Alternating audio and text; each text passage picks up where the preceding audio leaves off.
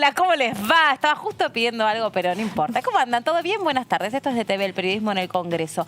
Me alegro de estar ahí del otro lado. Tenemos un montón de cosas para compartir con ustedes, por supuesto, y hoy no va a ser la excepción. ¿Cómo andas, Vero? ¿Qué tal, Meli? ¿Cómo te va? No es la excepción porque continúa el arduo trabajo de las comisiones. Hay que tener en cuenta que tienen duración de trabajo hasta el 19 de noviembre. Esto es por reglamento, por eso mucho trabajo, muchos proyectos que se quieren dictaminar y bajar al recinto. Y hoy nos acompaña nuestra compañera Jazmín, en reemplazo del Pato, que bueno, tuvo ahí una cuestión familiar, tenía un reencuentro muy importante. ¿Cómo andas, Jaz? Bien, muy bien, contenta de acompañarlos hoy. Bueno, me alegro. Sí, tal cual, decía semana agitada y la que viene, porque como bien decías, hasta noviembre hay tiempo de las ordinarias y en ese tiempo quieren tratar nada más y nada menos que presupuesto, aporte extraordinario y otras cosas más que también. También. Así que Están queda en la poco gatera. tiempo para meterle con intensidad. Exactamente. Bueno, algunos de los proyectos que se quieren tratar, como decía Jaz, tienen que ver en realidad con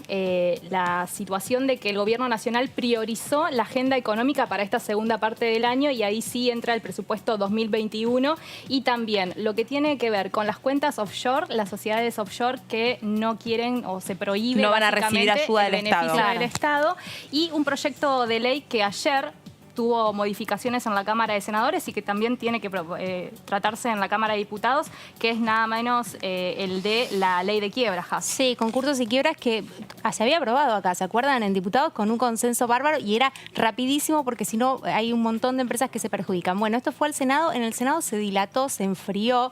No había demasiado acuerdo, tardaron en tratarlo, y lo trataron con modificaciones. Así que otra vez vuelve a diputados y habrá que ver en diputados si van a aceptar esas modificaciones o si van a querer insistir con el proyecto original que había arrancado acá. Bueno, nos vamos a meter también con una comisión que tuvo su reunión ayer, que es la Comisión de Defensa del Consumidor y los Usuarios.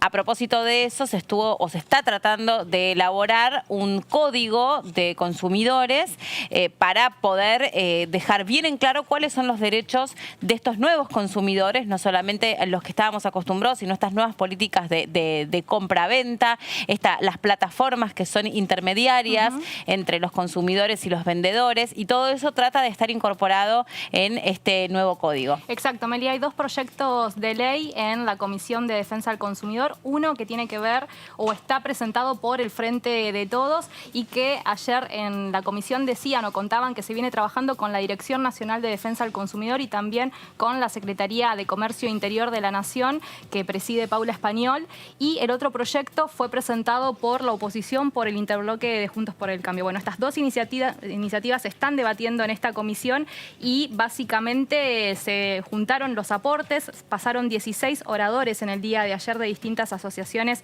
de defensa al consumidor y todavía restan algunas reuniones porque se quiere escuchar a todos para saber básicamente por dónde encarar en la unificación de estos dos proyectos que pretenden salir, justamente unificarse y salir uno solo para justamente crear este código de defensa al consumidor. Y a propósito de esto, ya nos está escuchando del otro lado el diputado Ramón. Me dicen, por cucaracha, con un plano prometedor, nunca antes visto, que muero de intriga por saber cuál es. Hola, ¿cómo le va, Ramón? A ver. ¡Ah, bueno! Claro. ¿Vieron? Es prometedor porque primero que les está hablando su corresponsal en la Cámara. Seguro, Él seguro. es vecino. Si sabías vos, Segundo Jazmín, que es nuestro columnista invitado. Me encanta.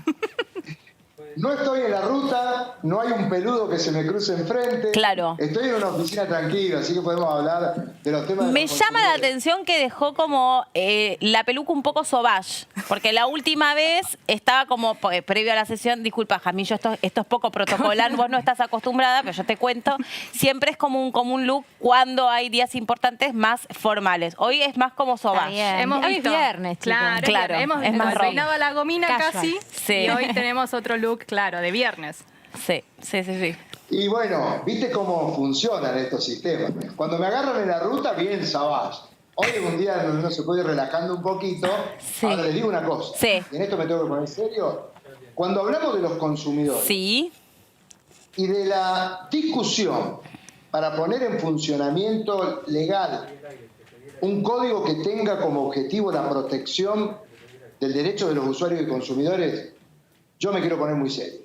Y hasta me tendría que haber peinado la gomina para poder hablar de esto. Totalmente. Porque resulta ser que en la Cámara, en la Comisión de Defensa del Derecho de los Consumidores y de la Competencia, se viene tratando un código presentado por Juntos por el Cambio, que es exactamente el mismo texto de una modificación que se pretendía a la actual Ley de Defensa del Consumidor en el Senado en el año 2019.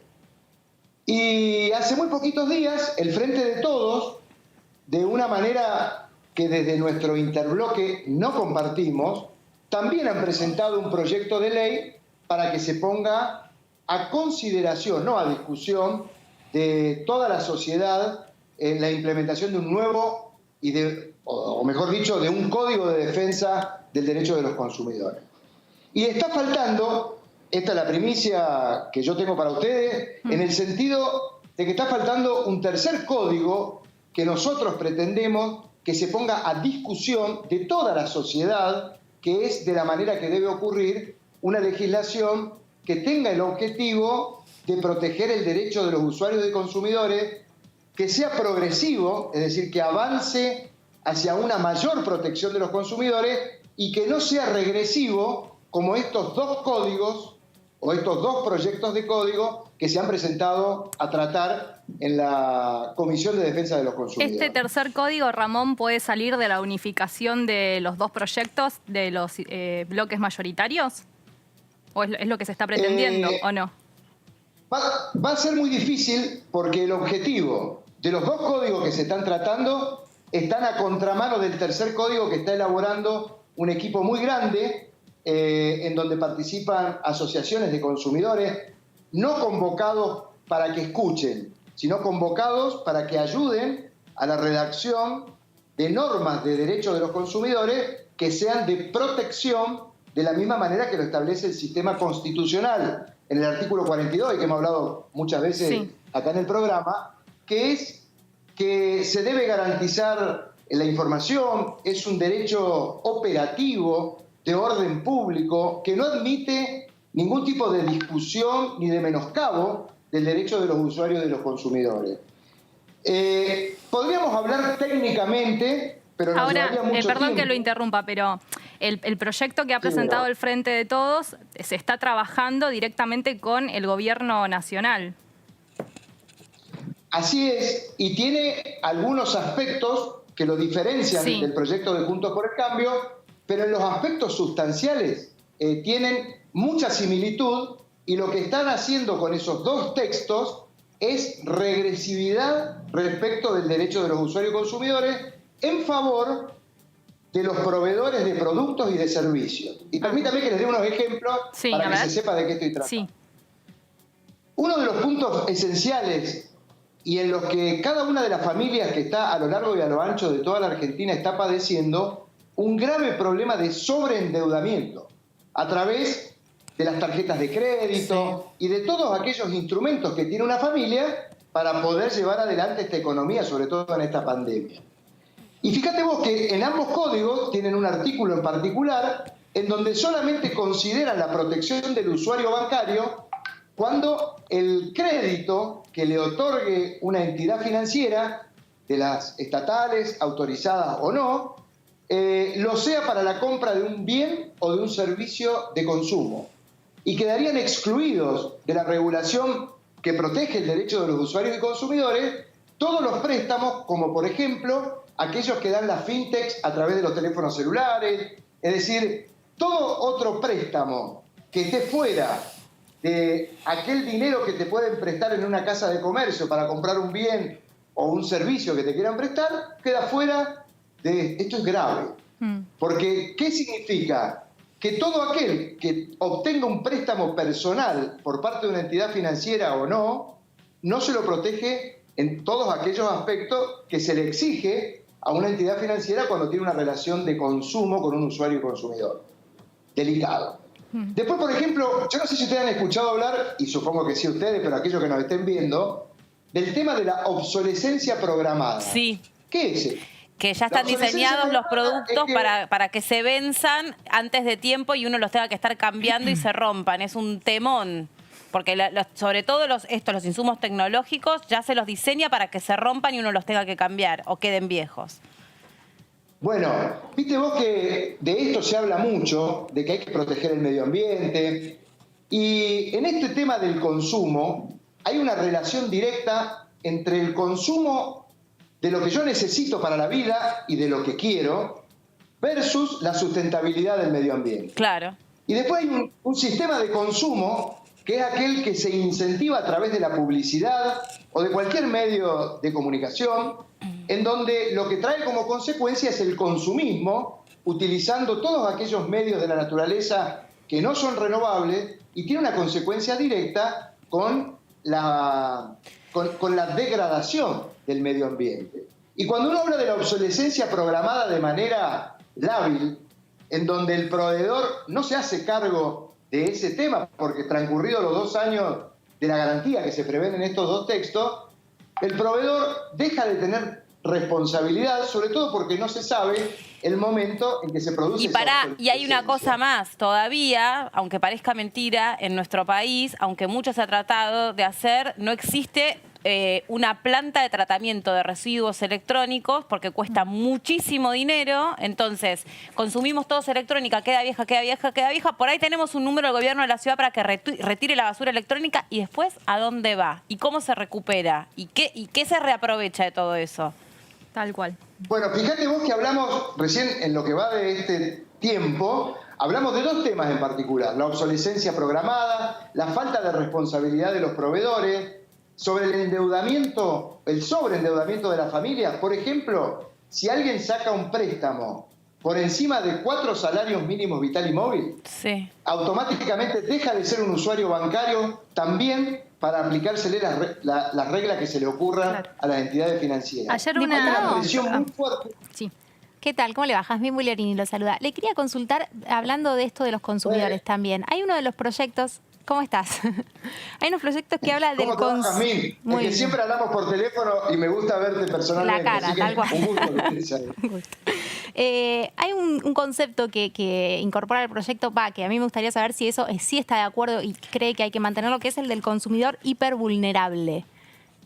¿Usted Una barbaridad. ¿Qué opina sobre ese concepto? Es una barbaridad, porque el consumidor tiene vulnerabilidad respecto de los proveedores de productos y de servicios. Y después hay es decir, no puede haber categorías de consumidores. El consumidor tiene que ser protegido en cuanto al derecho que tiene de acceder a la información adecuada y veraz, a tener la posibilidad de que el acceso a un producto o a la prestación de un servicio le garantice que se lo presten en condiciones de seguridad y cuidando su salud. Y por sobre todas las cosas, y sin importar ninguna categoría, el proveedor de un producto, de un servicio y el Estado tienen que cuidar el interés económico del usuario y consumidor. Y la hipervulnerabilidad es una situación dentro del concepto de consumidores. Es decir, eso es una manera de escaparse a la responsabilidad de cuidar al consumidor en cualquiera fuere la condición en que le están proveyendo un producto o un servicio. Son temas que superan lo técnico y van más allá de eso, y es política. La política se tiene que meter en estos temas de los consumidores. ¿Por qué? Porque fíjense, cualquier persona que sale a la mañana muy temprano a trabajar, llámese en relación de dependencia, de manera independiente, trabajó 8, 12 horas, cuando termina su jornada, rápidamente se transforma en un consumidor de agua potable, de saneamiento, de transporte público, de gas, de electricidad, de Google Maps, de Internet, de telefonía celular. Imagínense la cantidad de servicios esenciales que hacen al bienestar de una familia en donde todos los que la integran son usuarios y consumidores. Esa es la protección central. Cuando se habla de hipervulnerables, significaría que todas estas personas que están en esta categoría de consumidor pasarían a estar en un segundo plano por encima de aquellos que son los más vulnerables. Y déjenme que les dé un ejemplo. ¿Viste cuando salió el tremendo aumento del valor de la tarifa de gas domiciliario en la época del presidente Macri y el ministro Aranguren? ¿Qué decían ellos? esto tiene que asegurar los costos y la rentabilidad de este producto que le vendemos a estos clientes. Y la inversión. Del gas. Exactamente. ¿Y sabés cuál es la gran diferencia? Que ellos decían, ojo, y en esto está involucrado el Partido Justicialista, el Frente de Todos y Juntos por el Cambio, porque en todos los gobiernos siempre dicen, vamos a producir un aumento del valor de la tarifa, lo dicen como precio, y dice, vamos a cuidar a los más vulnerables. Cuando se dice vamos a cuidar a los más vulnerables, toda la franja del medio de la sociedad, policía, maestro, pequeño y mediano comerciante, industrial, es decir, toda la franja media de la sociedad es la que termina soportando como consumidor el embate de una decisión del Estado que pretende no cuidar el interés económico del usuario y consumidor. ¿Y cómo zafa ese funcionario diciendo, no, le hemos dado tarifa social a todas las personas vulnerables? No hay que caer en esa trampa. La protección de los intereses económicos de los usuarios y consumidores es la protección de todos los usuarios y consumidores. Entonces usted... Y aquellos que son vulnerables, en todo caso, pueden tener una mayor asistencia, pero no puede pasar a segundo plano aquellos que son el motor de desarrollo en esta sociedad. Yo no sé si se entiende. Sí, para usted sí. entonces Pero este artículo se debería eliminar, básicamente, la figura esta que se crea. Obviamente, porque la obligación del Estado es la de asegurar que se le cuide el interés económico a cada uno de los consumidores y usuarios. ¿Y quieren que les diga más? Ayer convocaron a 16 asociaciones de consumidores. Resulta ser que en los dos nuevos códigos, del Frente de Todos y de Juntos por el Cambio, los dos obvian la participación de las asociaciones de consumidores en el ente que crea uno de los proyectos y en la autoridad de aplicación que crea el otro. En esto es fundamental, porque cuando existe una violación, miren qué fuerte lo que voy a decir, de un derecho a un consumidor, en muchas oportunidades, los grandes proveedores hacen estafas por 10 pesos, por 15, por 100. Estoy hablando de los bancos, de las telefónicas, telecomunicaciones. Y un usuario o consumidor no puede hacer un juicio individual. Le sale más caro el abogado que lo que va a lograr. Sí. Entonces tiene que haber una acción colectiva. Pero ¿no puede haber un patrocinio gratuito para los consumidores? Bueno, hay un principio de gratuidad, Ramón, en ese punto. Se establece en uno de los... No caigan en la trampa. A ver. Cuando a vos te sacan 10 pesos de la cuenta, te están estafando. Pero no vas a ir a contratar a un abogado por más gratis que sea. Lo que corresponde es que se legitime la acción colectiva en donde una asociación de consumidores representando a todos los afectados por ese estafador, que puede ser un banco, una compañía de teléfono celular o cualquiera de aquellos que hacen negocios masivos, se puedan reclamar por la totalidad, sin que eso signifique una traba. Bueno, acá lo que pretenden en los dos proyectos es que las acciones colectivas tengan siempre cuidado de que el legitimado para reclamar por todos los consumidores estafados pague las notificaciones y tenga ciertas restricciones. Lo de las costas, bueno, los que alguna vez hemos participado en este tipo de procesos estamos acostumbrados a bancar el chubasco. Pero en esto lo más grave de esto es que le exigen a aquel que haga la acción colectiva que tiene que garantizar tener un interés razonable en el reclamo. Esas son las cosas que hay que entender. ¿Sabes? Yo lo estoy tratando de explicar como doña... ¿Se acuerdan doña Lita del Lázari? Claro, Lita. Señora. Se está entendiendo perfectamente igual. El derecho de los consumidores Ramón. es el derecho de la familia, es el derecho de las economías familiares. Hoy, cualquier familia a lo largo y a lo ancho de toda la Argentina está siendo sometida al sobreendeudamiento para pagar un servicio de gas, de luz. Si tiene una tarjeta de crédito, la tiene explotada. 9 de cada 10 familiares, le agrego que lo decían ayer en Salta, por ejemplo. En la provincia de Salta, ayer una de las personas que estuvo participando de la exposición contaba que 9 de cada 10 familiares está sometido a este sobreendeudamiento del que está hablando el diputado. En un núcleo familiar, en una sola familia. Yo me animo a desafiarla a ustedes tres y a mi propia tarjeta de crédito en mi casa y van a ver que tenemos una tarjeta de crédito que explota. ¿Por qué? Porque los bancos no han cedido ni un céntimo. Imagínense ustedes las familias que cayeron en la publicidad engañosa del año 2018, donde el presidente de la Nación, su ministro de Economía, le decían a los ciudadanos argentinos, saquen un préstamo para comprar su casa y nosotros le damos la posibilidad de que con un crédito UVA usted la adquiera y tenga la casa para usted. Y hoy ni la gente que administraba en la presidencia del presidente Macri, ni en la del actual presidente Fernández, están tratando de hacer un mínimo esfuerzo los bancos para compartir el esfuerzo de la falta de ingreso en la familia. No, estoy de acuerdo. Estoy de acuerdo. Sí, estoy de acuerdo, estoy de acuerdo. Sí. Absolutamente. Una consulta. En general, cuando uno como consumidor se siente estafado, en general uno puede identificar esa estafa cuando hay algo del orden de lo tangible que no se cumple.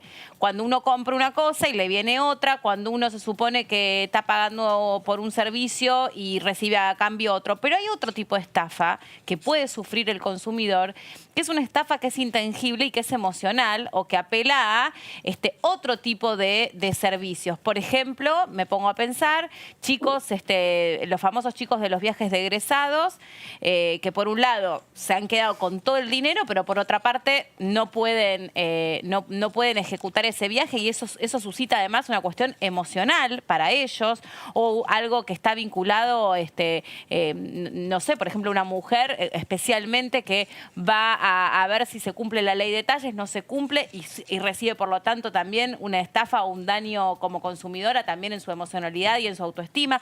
Todo esto, ¿cómo se va a valorar? Porque es muy difícil, pero al mismo tiempo existe este tipo de estafa. Claro. Bueno, justamente lo que yo intentaba transmitirle a ustedes es que estos dos códigos, el presentado por Juntos por el Cambio como el presentado por el Frente de Todos, tienen una limitación en el ejercicio del derecho de los consumidores y es un principio de regresividad.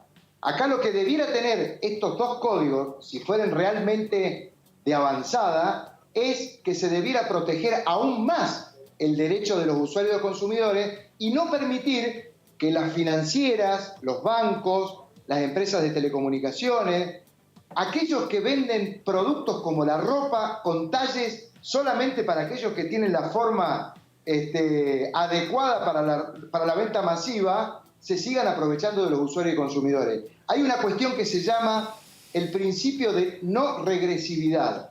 Si vamos a hacer una legislación que supere la hoy existente, estamos todos acompañando eso. Ahora, si vamos a proponer dos códigos en donde todos estos proveedores de cosas, proveedores de servicios, sigan utilizando la ley en su beneficio y en contra de los consumidores, estos temas que decías vos, estamos ante dos códigos que lamentablemente no van a tener el consenso de la sociedad ni de las asociaciones de consumidores, que son aquellas que están protegiendo el interés económico. Ayer pasó algo en la comisión. De las 16 asociaciones invitadas, casi 10 u 11 de los expositores manifestaron claramente que no tenían conocimiento de la totalidad de los textos. Eso es grave. Diputado, porque no se puede... Una consulta. Hay uno de los textos que habla de un servicio gratuito de telegramas y carta documento. ¿Eso va a ayudar a esto que usted hablaba de las presentaciones colectivas y demás? ¿O va a ser un camino individual de muchos telegramas, muchos carta documento que no lleguen a ningún puerto, digamos? Miren, eso está resuelto ya. Todas las empresas, el gobierno argentino, el Estado Nacional de la Argentina... Si ustedes tienen que buscar un correo electrónico para notificarle algo que ustedes quieran, no tienen manera de encontrarlo. Es decir, las empresas hacen tantas trampas que eso que dicen los dos códigos es una ficción. Porque hoy todas las empresas, los proveedores de productos, de servicios, el Estado Nacional, una provincia, los municipios, en su página de internet deben tener indicado el correo electrónico para que uno, como usuario del Estado o de una empresa, le pueda notificar directamente por correo electrónico. La trampa la hace el mismo Estado Nacional. Yo las invito, y a todos los que estén viendo el programa en este momento, que ingresen en argentina.gov.ar e intenten encontrar un correo electrónico para notificar un oficio o que yo estoy en desacuerdo con algo del Estado Nacional. No hay manera, no está, no lo ponen. ¿Por qué? Porque evaden el cumplimiento de una ley que protege el derecho de los usuarios y consumidores. Bien. Diputado Ramón, muchísimas gracias por su tiempo, por haber estado aquí con su columna de todos los viernes. Le agradecemos mucho y nos reencontramos la próxima semana seguramente. Muchísimas gracias. Yo la próxima semana prometo peinarme un poco más. Un poco. Así estoy más. Pero la verdad que me pone muy serio este tema. Ojalá podamos encontrar uno en donde lo podamos hacer más amable. Dale. Pero realmente necesitamos encontrar en el Congreso que los proyectos de ley favorezcan a las familias y a la economía de la familia. Así Sin que duda. yo les agradezco a ustedes por este espacio. Muchas gracias. Chao, gracias. Hasta luego. Buen fin de semana. Sobre esta reunión, esta comisión de consumidores y usuarios, estuvo exponiendo ayer Vergara, que representa a consumidores e inquilinos, y esto es lo que decía. Considero que todos los aportes deberían realizarse sobre el Código Unificado, que bien podría pasar a llamarse Código Civil Comercial y del Consumidor, ya que lo lógico desde la base de que no me parece razonable que dos normativas regulen lo mismo, que haya dos artículos que definan relación de consumo, consumidor y demás. Además, esa sería la forma de combatir la hipertrofia legislativa que sin duda nos perjudica a consumidores y proveedores y crea una gran inseguridad jurídica.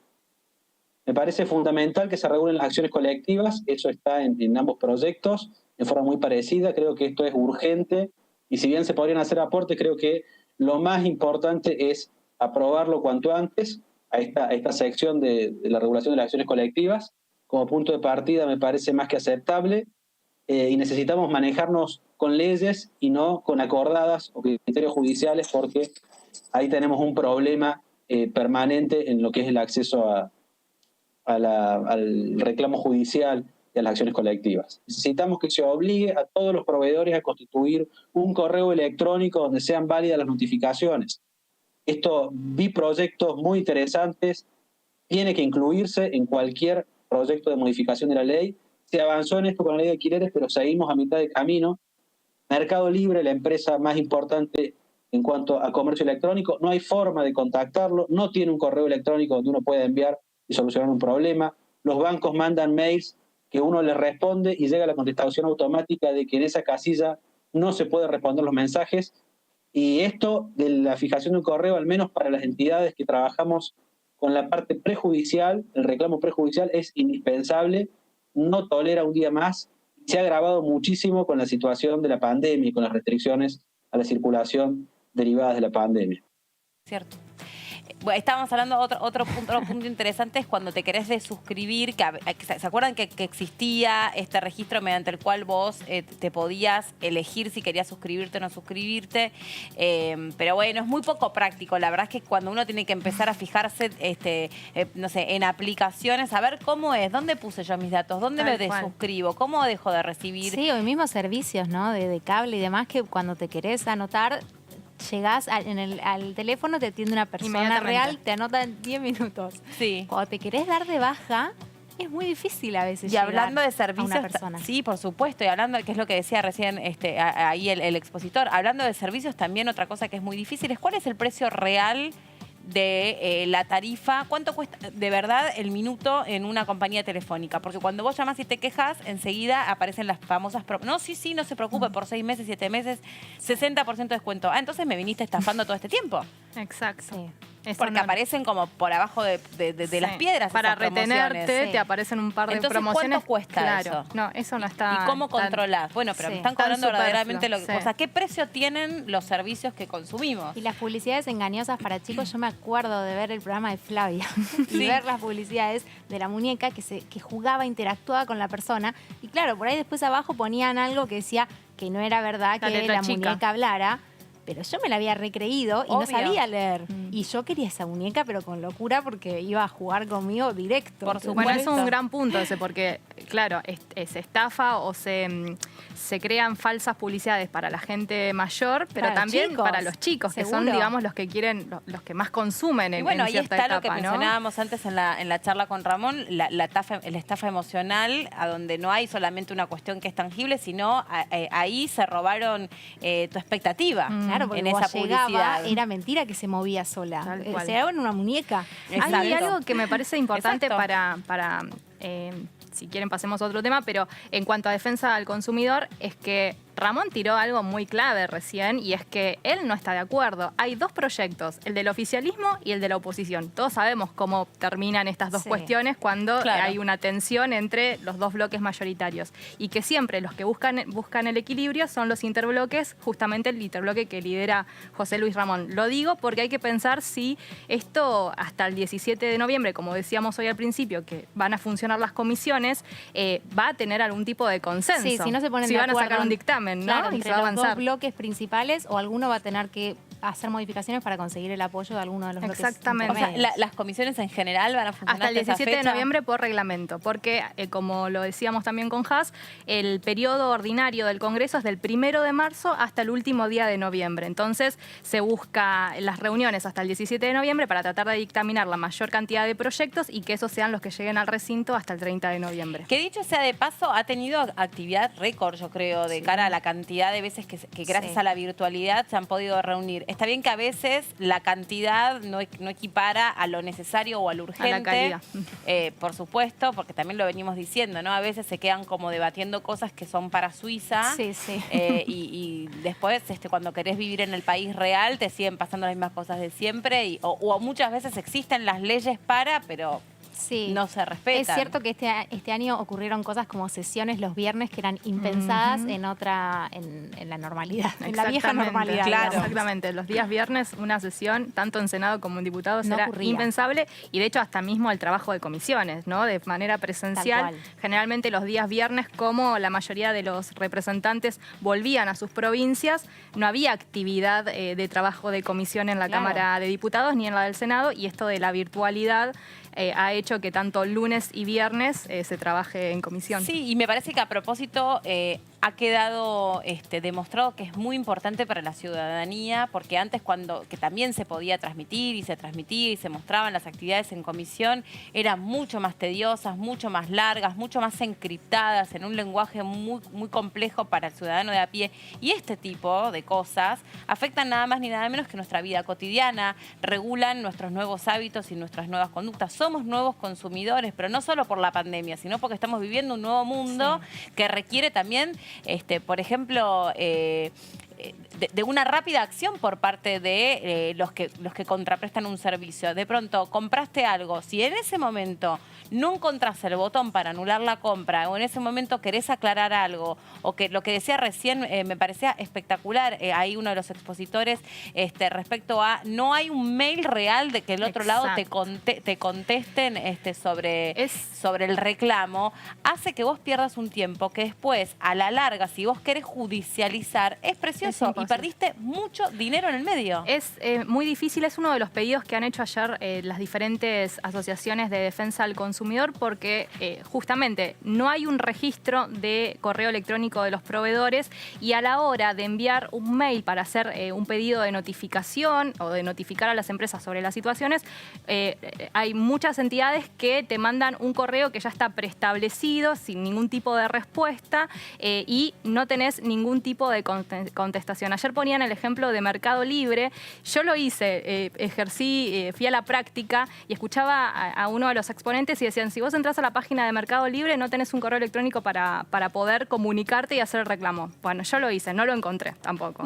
Eso es un ejemplo clarísimo de esta cuestión que se está debatiendo y que se pide que se tenga en cuenta. Totalmente, es así. Pasa mucho con muchas plataformas.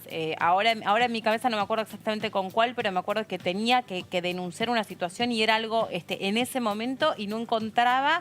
Y parte de mi queja después consistió en eso, que el consumidor tiene que ya me acuerdo que fue una aplicación de comidas, porque vos podés rápidamente contactarte para anular ese pedido, pero si vos tuviste un inconveniente con la persona que te vino a traer ese pedido, no es fácil que vos puedas ejercer en ese instante y en ese momento para que se identifique a la persona que te vino a traer el pedido, no existe un botón de la aplicación que permite interactuar con alguien que sea de la plataforma y no del negocio. Exacto. Así que son cosas que van a tener que revisar porque hablan de nuestra nueva vida cotidiana. Bueno, dejando este tema que es apasionante y que seguramente todos tienen mucho interés que se pueda profundizar en respaldar los derechos de los consumidores, nos metemos en otra comisión que trabajó ayer muchísimo, que es Legislación General, y ya está en comunicación con nosotros el diputado Valdés. ¿Cómo le va, diputado? ¿Cómo va? Un gusto. Bien, muchas gracias. ¿Cómo anda? Cuéntenos, bien. ¿cuáles son los temas más salientes de la reunión que hubo? Háganos un pequeño resumen para nosotros y para la audiencia, si es tan amable.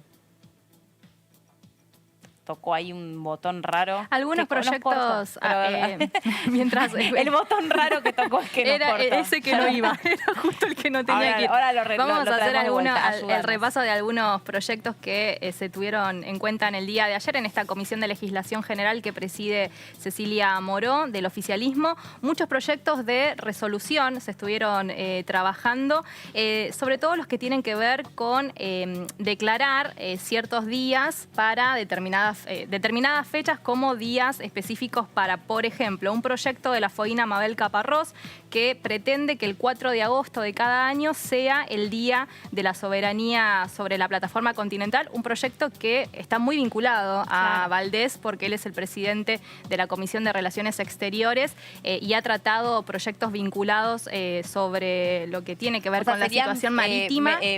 Fijar fechas especiales para determinadas conmemoraciones. Exactamente.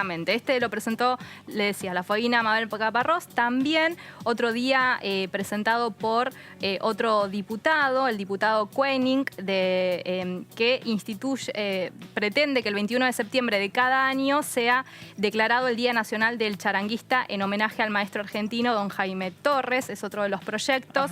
Y algunos otros como, por ejemplo, también el mismo 21... Bueno, en cuanto a esta situación de Jaime Torres y el Día del Charanguista, hay varios proyectos que se han presentado de distintos diputados.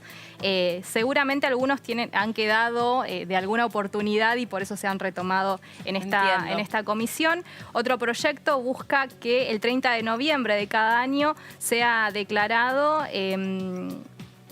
transhumancia. Bueno, es medio... Transhumancia, exactamente. El 30 de noviembre de cada año como Día Nacional de la Transhumancia es un proyecto presentado por la diputada neuquina Alma Zapac. Y bueno, la verdad que son varios proyectos de distintos días específicamente, pero bueno, si podemos retomar y hablar con Valdés, me parece interesante el Día de la Plataforma Continental, a mí particularmente. Sí, son temas que generalmente siempre llegan a fin de año, ¿viste? Cuando es la última sesión, porque a veces parecen temas menores, pero que para las provincias son muy importantes. Claro. Un reconocimiento a Jaime Torres o lo que sea, son temas en donde hay una comunidad detrás y están tratando de que eso se haga. Y para cierto municipio o provincia es clave. Y siempre a fin de año hay una sesión en donde se aprueban cantidad de estos temas que a veces nos reímos porque incluso algunos son graciosos, no sé, el salamín, ¿viste? Sí, de sí, Mercedes. claro, Las fiestas, claro, las fiestas o provinciales. alguna fiesta que tiene un nombre así gracioso, pero bueno, detrás de eso hay un montón de gente que está pidiendo que esto se apruebe. Pero no tengas dudas, porque además eso, más allá digamos, de lo que significa desde el punto de vista simbólico, de poder fijar una fecha calendario para conmemorar, recordar u homenajear a determinadas personas o aquellos que ya no están, en realidad para cada una de las provincias, cuando se nombren estas fiestas provinciales, son oportunidades muy buenas para... Y cuando las publicitan ponen la fiesta nacional. Para el microturismo, para poder darle trabajo a un montón de emprendedores que se dedican sobre todo a la cuestión del turismo y la gastronomía. Entonces son fechas obviamente muy requeridas. Pero el prestigio que le da que sea declarada por el Congreso de la Nación, ¿no? También es como un nivel de prestigio que se le da a la localidad o al tema específicamente. Hay muchos proyectos también de interés general en ese punto. Pero ¿y qué más se trabajó? Porque digo, si yo soy una ciudadana de a pie y digo, pero en serio se reúnen los diputados y diputadas para esto, es como que vos podés, como decís vos, pensar que es algo banal, aunque no lo sea, aunque para alguna porción de nuestra sociedad no lo sea y tenga su razón de ser. Pero es interesante saber, porque seguramente tengan que haber habido más proyectos de resoluciones en la Comisión de Legislación General. Pero bueno, cuando podamos retomar el contacto con Valdés, seguramente conozcamos en profundidad. Jafs, vos querías contarnos, porque uno de los temas que probablemente puedan llegar a ser recogidos en una próxima sesión es el de la ley de quiebras y concursos. Claro, la modificación que se hizo a la ley de quiebras y concursos, ¿se acuerdan que también en el marco de la pandemia la idea era suspender los plazos hasta el año que viene para que todas las empresas que entraron en quiebras o en concursos ahora no tengan que decidir algo ya o entrar en pagos que no pueden afrontar Claro, con ninguna totalmente. consecuencia. Entonces, lo que se trató es aprobar esto. Acá en diputados se aprobó con unanimidad, pasó al Senado. ¿Pero qué pasó en el Senado? En el Senado se dilató un poco el tratamiento y a su vez le hicieron modificaciones. En esas modificaciones incorporaron una cláusula que la oposición habló de la cláusula Vicentín, porque estableció que no pueden adherir las empresas que estuvieran en concurso, que hayan entrado en concursos o quiebras antes de que del 20 de marzo, el día que se declaró, que el presidente Alberto Fernández declaró la ASPO, o sea, la cuarentena, digamos. Sí. Entonces, El aislamiento social preventivo y obligatorio. Correcto. Bueno, eso no pueden entrar las que entraron antes de esa fecha. Entonces, esto había mandado una carta a la comisión en el Senado el propio presidente del Banco Nación, porque claro, Vicentín, ¿a quién le debe la mayoría de la plata? Al Banco Nación. Entonces, el propio presidente del Banco Nación mandó una carta a la comisión diciendo que se vería muy perjudicado incluso los intereses nacionales ante esto. Bueno, los senadores incluyeron este articulado en el cual fijan que no van a poder verse beneficiados los que entraron antes del 20 de marzo y también incluyeron algunas modificaciones de que, por ejemplo, las empresas que se detecten giros de transferencias al exterior o giros a otra empresa que tiene en otro país, en un país de baja tributación, los que se llaman offshores y demás, tampoco van a poder adherir. Bueno, hay que ver qué pasa cuando venga, esto ya se aprobó ayer en el Senado. Hay dos cuestiones antes, ¿no? Como bien decías, la oposición, Juntos por el Cambio, me acuerdo que fue un proyecto muy apoyado por Cristian Ritondo, el presidente del espacio del PRO en la Cámara Baja, cuando se aprobó en la Cámara de Diputados, pero la oposición de Juntos por el Cambio ayer en el Senado votó en contra. Claro, votó en contra porque ellos dicen, estamos perjudicando por Vicentín, por una empresa, estamos perjudicando a miles de pymes, dicen ellos. ¿Por qué? Porque hay un montón de otras empresas que están en que no ese son proceso, Vicentín, que legislar no son Vicentín, en general, claro. sin nombre y sin apellido. Bueno, lo que ellos decían es que era en general. Pasa que, claro, la carta que mandó el presidente del Banco Nación hizo que las luces fueran al caso Vicentín. Y recordemos, no es casual tampoco que las luces vayan al caso Vicentín en la Cámara de Senadores, porque hay una comisión que está trabajando en la investigación de esta deuda que tuvo Vicentín con el Banco Nación durante el gobierno de Mauricio Macri, y es un tema que el oficialismo o el kirchnerismo básicamente en la Cámara de Senadores está siguiendo muy, muy de cerca. Se acuerdan que también la oposición estaba de acuerdo en investigar la deuda que tiene la empresa Vicentín, pero decía no investiguemos solo la deuda que contrajo durante el gobierno de Mauricio Macri, sino que también hablaba de una deuda para atrás que vinculaba a Cristina Fernández de Kirchner. Bueno, y ayer el senador Oscar Parrilli, incluso se refirió al tema y dijo que no era para empresas, como decían, pero también incluso nombró al Correo Argentino, que es una empresa que está en quiebra y en concurso y que entra en quiebra y que quiebra del todo y no hace ¿cuántos años ya? Mucho. Y que está relacionada también a la familia Macri. Y él mismo la mencionó, por lo cual el debate, ayer fue una sesión bastante tranquila en el Senado, pero el debate estuvo en este tema. Y lo que es interesante es ver qué va a pasar cuando ahora se debata en diputados. Claro. Porque hay que ver, esto no lo tenían planteado, hay que ver si aceptan este cambio o no. Recordemos que ya hubo un proyecto de ley que se aprobó también por unanimidad en la Cámara de Diputados, pasó al Senado, estuvo unos meses en el Senado para tratarse, hablamos de la Ley de Promoción de Economía del Conocimiento, se modificó en el Senado, volvió a la Cámara de Diputados y la oposición, hablando de esta situación, ¿no? Juntos por el Cambio no lo tomó tampoco demasiado bien, de hecho no acompañó en la Cámara de Diputados porque al principio la había acompañado por unanimidad, con las modificaciones del Senado, dijo yo no te voy a acompañar porque quiero mantener la ley que habíamos votado, o el proyecto de ley que habíamos votado en junio, digamos. Habrá que ver.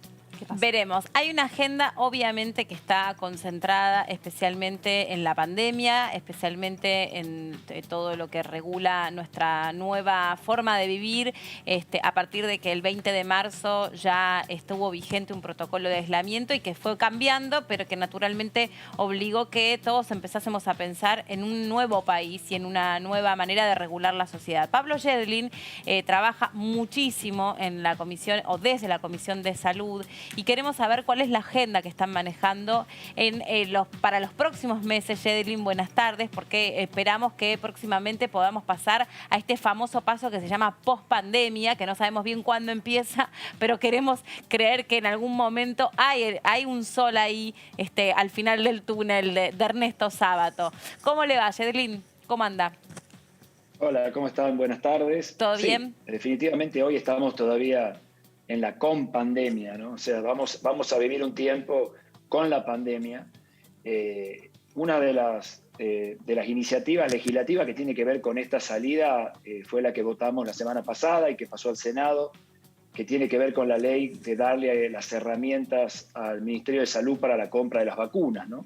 Claro. Un proyecto de ley que ha tenido múltiples comentaristas, muchos me parece sin haber leído el texto de la ley, y que por ahí conviene en 2 minutos que yo aclare algunos de los puntos que han quedado más Con mucho gusto. nebulosos, digamos. Sí, diputado, en ese punto que Perdón. se estableció es que la ley establece la confidencialidad y a partir de ese término hay quienes han creído o querido decir, con buena o mala intención, de que ANMAT, o sea, el Ministerio de Salud de la Nación y sus organismos de control, aprobarían una vacuna sin conocer su fórmula, cosa que eso es absolutamente falso, lo podemos desmentir. No va a haber ninguna vacuna en la Argentina que no le conozcamos perfectamente su fórmula, sus estudios de fase 1, fase 2, fase 3, todos sus efectos, cómo ha sido producida y cuáles son sus niveles de seguridad y de eficacia. Lo que no puede hacer el ANMAT o el Ministerio de Salud de la Nación es publicar esos datos, publicarlos. A eso se refiere la confidencialidad. No que vamos a poner, pues, inclusive se comparó con la Coca-Cola, que era una fórmula secreta, que íbamos a poner Eso es absolutamente falso y quiero aclarar eso. El otro tema que también es falso es que la ley genera protección judicial a los laboratorios. Eso absolutamente tampoco es así. Lo que la ley le permite al Ministerio de Salud de la Nación, porque algunos laboratorios lo están exigiendo, es que si hubiera un problema legal, se resuelva en tribunales que no sean argentinos, por ejemplo, de Londres, de Nueva York, de Hong Kong. Eso no quiere decir que haya protección judicial, sino que hay prórroga de jurisdicción a temas que ocurran entre el Ministerio y el laboratorio, pero no incluye a ningún tercero, a ninguno de nosotros, que si nos vacunamos y queremos hacer una demanda porque nos dolió, porque no nos hizo efecto, porque igual nos enfermamos, podremos hacerla absolutamente acá en la Argentina, en los tribunales locales. Así que me parece, y el otro tema que se habla también es que de la obligatoriedad, la ley esta que hemos planteado no establece obligatoriedad para esta vacuna. Recordamos que en la Argentina todas las vacunas de calendario son obligatorias y esperamos que esta también lo sea, para que sea gratuita y obligatoria. No, y aparte pero esta porque ley puntualmente la que votamos. Y aparte porque, sobre todo, apuntando a un movimiento que es pequeño, pero la verdad que hace mucho daño, que es el movimiento antivacunas, que siempre presenta argumentos que no pueden ajustarse bajo ningún criterio a la realidad, pero ellos siguen esgrimiendo y defendiendo papers que no existen, investigaciones que son inchequeables, donde dicen que las personas pueden ser víctimas de las vacunas. Es al revés, y cuando uno se vacuna por uno y se vacuna por todos los que nos rodeamos. Entonces, es muy importante el mensaje en este sentido, porque si llega a subsistir o a subyacer algún mensaje equívoco en este sentido, se va a generar otra pandemia, que es la pandemia de la mala o la desinformación que genera que la gente no se vacune. Exactamente, y que la gente pierda la confianza en los medicamentos o la vacuna. Si la Argentina tiene bien ganado este lugar con sus organismos de control, como el ANMAT, que es una oficina de control de medicamentos internacionalmente reconocida, tengan la absoluta certeza, hoy lo decía el ministro de Salud de la Nación, Ginés González García, en una reunión del Consejo Federal de Legislación de Salud que participamos con él, que en la Argentina no se va a poner ningún argentino una vacuna que no tenga los estándares internacionales que garanticen su eficacia y su seguridad. Así que, como siempre ha sido así en la Argentina, eso es lo que queremos transmitirle a la gente, porque no queremos que nadie llegue a lo que pensamos puede ser la solución de esta pandemia, como decís vos, la pospandemia, con algún nivel de temor o de resquemor para vacunarse. Ojalá Diputado, consigamos dosis para vacunar a todos los argentinos, pero seguramente empezaremos con los grupos más de riesgo, el personal de salud, los mayores de 65 años, como primera etapa. Y luego ojalá podamos conseguir cantidad para todos los argentinos. diputado, ¿qué tal? Verónica Benaim lo saluda. Hay que recordarle a la audiencia que este proyecto de ley se trató en la última sesión. Tuvo una votación donde el interbloque, el opositor, el mayoritario, Juntos por el Cambio, votó de manera dividida. Algunos votaron a favor, otros se abstuvieron, otros votaron negativamente. Y justamente en lo que usted hacía esta aclaración, la principal crítica era que este proyecto de ley beneficiaba a los laboratorios y que un poco se le criticaba que se presentó un proyecto de estas características sin conocer o sin saber cuál va a ser la vacuna específicamente y hay que decir que este proyecto lo que establece es la modalidad de contratación entre el gobierno nacional y el laboratorio que va a llevar adelante la vacuna. Para poner, digamos, en contexto. Claro, o los laboratorios, porque nosotros no sabemos cuál va a ser la vacuna que termine esta carrera tecnológica que está lanzada en el mundo y son muchas las que están en esta posibilidad. Y tampoco necesariamente el Ministerio de Salud de la Nación va a necesitar usar todas las herramientas que le hemos dado para todos los laboratorios. Algunos se la exigirán, otros exigirán otras, y será en el criterio de oportunidad y conveniencia que el Ministro de Salud de la Nación decida cuáles serán las vacunas que se comprarán. Yo diría, primero quiero decir en honor a la oposición también, que en la discusión de comisión tuvimos un voto de dictamen unánime de todos los bloques. Llegamos al recinto con unanimidad. Después aparecieron algunos agregados al dictamen, como la posibilidad de que las provincias compren sus propias vacunas. Dividimos algún artículo en el área de ANMAT. Eso generó algún nivel de desconfianza de último momento y tuvimos algunos artículos en donde la oposición no acompañó o se abstuvo. Sí. Pero en la idea general de darle las herramientas para que los argentinos tengamos las vacunas, hubo unanimidad en el bloque prácticamente de todos, salvo excepciones, por supuesto, pero prácticamente de todo. Y me parece que eso es muy destacable en una Argentina tan dividida, que nos hayamos podido poner de acuerdo en un tema tan complejo que obviamente genera dudas y genera preguntas, desconfianza pero también. Que esperamos ir salvando con el tiempo, en el sentido de que las vacunas son serias, las vacunas van a ser seguras, las vamos a controlar, van a ser autorizadas, vamos a conocer no solamente qué vacuna nos ponemos y cómo fue hecha, sino también cuánto costó, cuántas dosis, dónde llegaron. Ambas cámaras van a tener en sus comisiones de salud los contratos a disposición de todas las vacunas que el Ministerio contrate. Me parece que se hizo una ley bastante interesante y ojalá el Senado la discuta prontamente para que ya el Ministerio pueda empezar a reservar.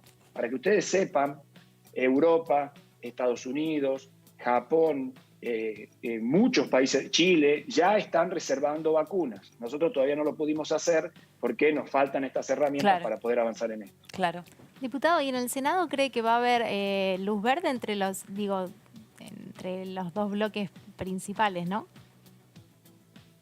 Bueno, hoy estuvimos en el Consejo Federal de Legislación de Salud, que está presidido por el presidente de la Comisión de Salud de la Cámara del Senado, que es de la oposición, que es Mario Fiat, que es un médico de Jujuy y que preside la comisión, y estuvo Ginés, y me parece que hay un acuerdo. Hubo algunas preguntas de una senadora de Santa Cruz, de la oposición también, que le hemos aclarado, y me parece que la intención es muy clara, no tiene por detrás ninguna cosa que genere mucho más ruido que la necesidad de poder reservar vacunas. Obviamente la Argentina también participa de un fondo solidario internacional que se llama COVAX, que es un fondo organizado por la OMS que intenta que las vacunas lleguen en forma equitativa a todos los países del mundo, que no haya un país que solo tenga vacunas para los médicos y otro país que vacune a gente que no tiene ningún riesgo, pero también la vacune porque tiene mucho dinero y lo puede hacer. O sea, esta cosa de equidad en el mundo lo intenta hacer la OMS a través del COVAX. Lo que pasa es que la cantidad de vacunas que COVAX va a disponer, este fondo va a disponer, es muy por debajo de las necesidades de cualquiera de los países. Entonces, es obligatorio salir a contratar con la industria en el mercado. Y esto, obviamente, ojalá se pudiera hacer gratuita para todo el mundo. Ustedes saben que las vacunas para poliomielitis del año 1950 no se patentaron en el mundo y Sabin y Salk se las regalaron a la humanidad. Bueno, hoy el mundo es distinto, Sí, en claro. los años 50, y nadie regala nada. Totalmente. Ahora, ¿qué tiene que tener una vacuna para que un país la incorpore al calendario médico obligatorio? ¿Y por qué se suscita tanta duda respecto de, por ejemplo, estoy pensando en la última de las vacunas, estoy apelando a mi memoria, que obviamente soy periodista y no soy médica, pero la vacuna contra el HPV, que es una de las últimas vacunas que se incorporó, creo yo, al calendario médico obligatorio, todavía genera muchas dudas, hay falta de información, hay padres que todavía no saben que se la tienen que dar a los varones, no saben que es gratis. ¿De qué depende las dos cosas, no? Esta falta de información que hay y de qué depende que la vacuna sea incorporada al calendario médico obligatorio. Bueno, depende mucho de los países, pero en la Argentina, porque depende también del sistema de salud del país. En un país como los Estados Unidos, por ejemplo, en cada uno se tiene que pagar su vacuna, simplemente el órgano de control dice la vacuna es segura, es efectiva, la pone en las farmacias, el que la quiere la compra. Ahora, cuando vos tenés un país solidario con un sistema como el nuestro, en donde las vacunas incorporadas al calendario son gratuitas y obligatorias, y para todos, los que corresponden según el tipo de vacuna, la Argentina tiene un sistema con una Comisión Nacional de Inmunizaciones, se llama CONAIN, es una organización formada por expertos de toda la Argentina, en donde además de un grupo de expertos que son el core, el centro de la CONAIN, están las sociedades científicas, todas las sociedades, la Sociedad de Pediatría, la Sociedad de Infectología Pediátrica, de farmacia, hay de inmunología, de vacunología. Todas estas sociedades científicas tienen su representante también, más el core, más un representante por región de la Argentina que representa a los vacunadores, o sea, al sistema público de salud. Esa comisión nacional va estableciendo en reuniones periódicas cambios de vacunación, incorporación de vacunas, retiro de otras vacunas, la discusión de vacunas como por ejemplo que el dengue. Yo fui parte de esa comisión durante muchos años.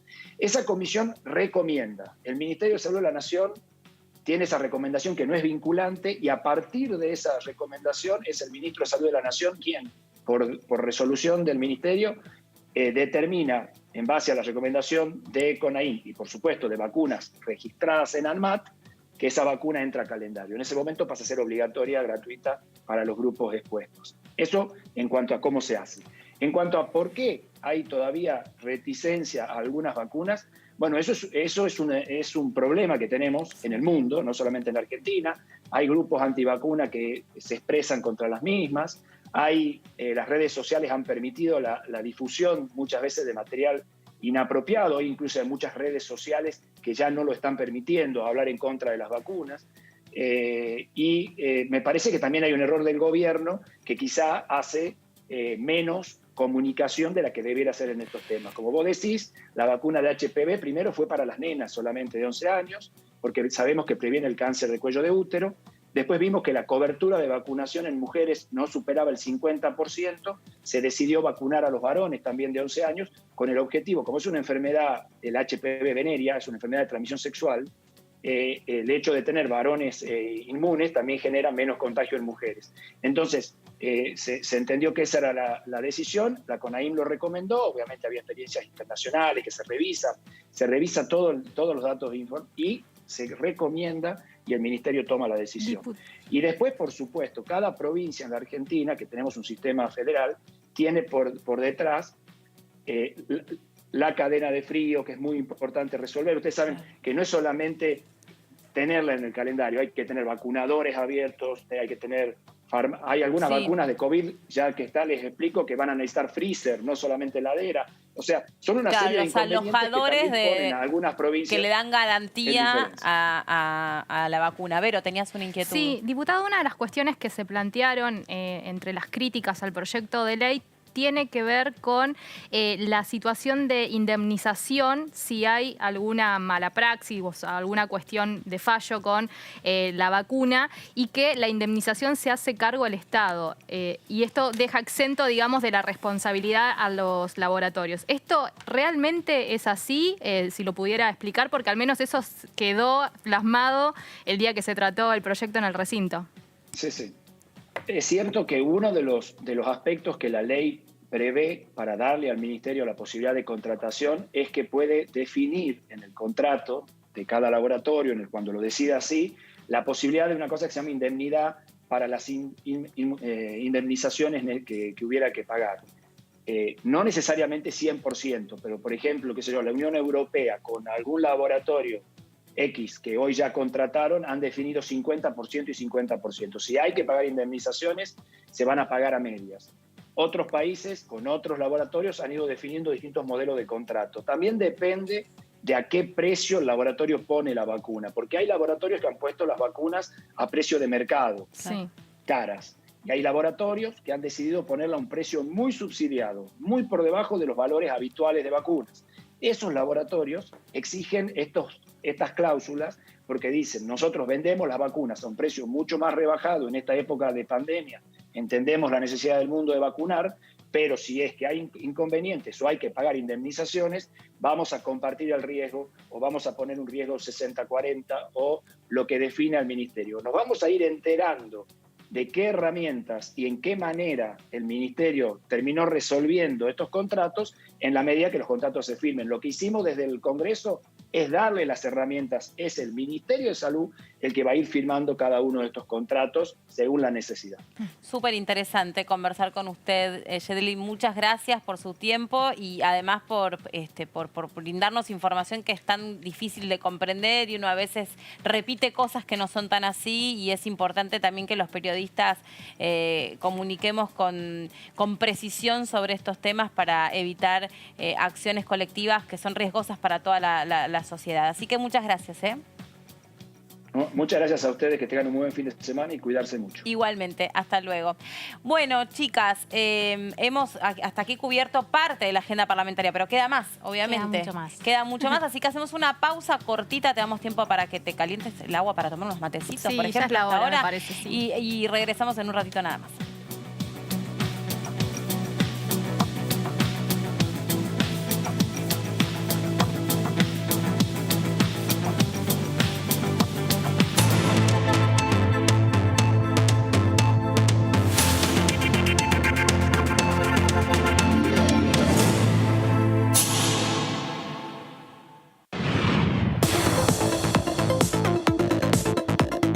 La voz de los diputados. La voz de las diputadas.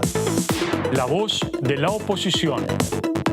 La voz de los que quieren cambiar la realidad. La voz de los que quieren una Argentina mejor. Tu voz en el Congreso. DTV, el periodismo en el Congreso, de lunes a viernes. El otro día falleció una chica joven, sin antecedentes, sin enfermedades preexistentes. Creo que la gente se olvida que esto le puede pasar a cualquiera. Necesitamos que se tome conciencia, que cada persona que se muere es una pérdida para sus familias. También lo es para nosotros. Los médicos estamos poniendo más que trabajo para salir de esta. Estamos poniendo el corazón. Estamos poniendo todo. Necesitamos que cada uno, desde su casa, haga su parte.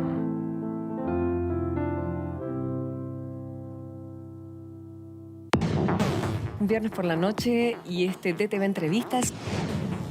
La humildad la tuve porque no teníamos un buen pasar económico. O sea, yo en mi casa no tenía auto. O sea, mi casa era una vivienda de un plan de vivienda del Fonavi. Así que la humildad la tuve desde abajo. Viste que no tenía una pelota de básquet para jugar ni tenía una bicicleta para andar. De hecho, yo empecé a trabajar a los 19 años. Con el primer sueldo me compré una bicicleta que nunca había tenido. Con el segundo sueldo me compré una pelota de básquet que nunca había tenido. DTV Entrevistas, viernes 21 horas. El periodismo en el Congreso. Aunque no nos demos cuenta, el virus nos testea a nosotros. ¿Cómo pasar la prueba en 2 simples pasos? 1, 2. Respetá los 2 metros de distancia.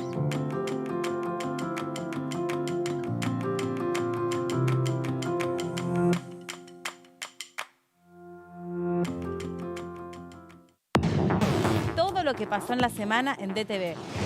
Hemos reactivado el 100% de las obras que estaban paralizadas. Cuando hablamos de trabajo, hablamos de trabajar de capacitarse en oficios o de completar la escuela secundaria. Creo que es muy importante el presupuesto que tiene asignado el área de producción. Lo importante es que con la sanción de esta ley estamos otorgando un marco legal que el desarrollo de la profesión necesita. Imaginemos que de aquellas vacunas que están en fase 3, todas terminen siendo efectivas. Así la capacidad máxima de producción, si bien los datos no son del todo fidedignos, no va a exceder las 6.000 millones de dosis de vacuna. DTV, el periodismo en el Congreso. El virus nos testea a nosotros. Quiere saber si aprendimos a cuidarnos y así cuidar a los otros. Respetá los 2 metros de distancia.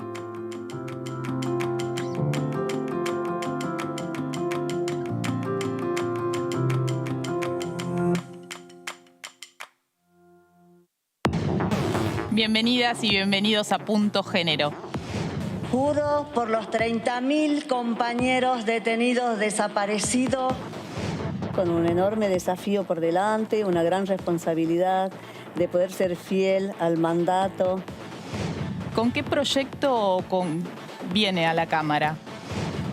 Principalmente que tienen que ver con el juramento que hacen a la seguridad y soberanía alimentaria, que hacen a la cuestión ambiental. También vamos a presentar algunos proyectos. Punto Género.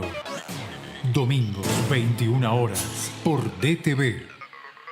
En el norte y en el sur, en el este y en el oeste, para ayudarnos, para acercarnos, porque nadie se salva solo, porque somos un pueblo solidario y sabemos que unidos, trabajando codo a codo, vamos a salir adelante, para cuidar lo más importante, para cuidar la vida, para llegar a todos y a todas. El ingreso familiar de emergencia llegó a casi 9 millones de personas. ANSES, seguí cuidándote. Argentina Unida. Argentina Presidencia. Buenas, buenas. ¿Cómo les va? ¿Qué dicen? Aquí estamos. Hay un presupuesto destinado especialmente en educación que se ha incrementado también para tener en cuenta la situación que han vivido niños y niñas en este proceso de pandemia respecto de insumos tecnológicos y conectividad. La reunión fue muy positiva, muy provechosa, no solamente por la calidad de las exposiciones, tanto UNICEF, ASIC, la defensora de los derechos del niño, niñas y adolescentes y los adjuntos. DTV, el periodismo en el Congreso, de lunes a viernes. Es el cumple del viejo, ¿cómo que no vamos a hacer nada? Son 70 pirulos. Dale, Lau, imposible que nos contagiemos. Dale, Yo me re por favor, mi amor, cortémosla con la cuarentena. Ya está la cuarentena. La idea sería reunirnos en la empresa, nos juntamos, respetando la distancia. Uso el permiso como que voy a buscar a mi mamá y voy para allá, olvídate, no pasa nada. Yo agarro por una calle que no hay un solo control, quédate tranquilo.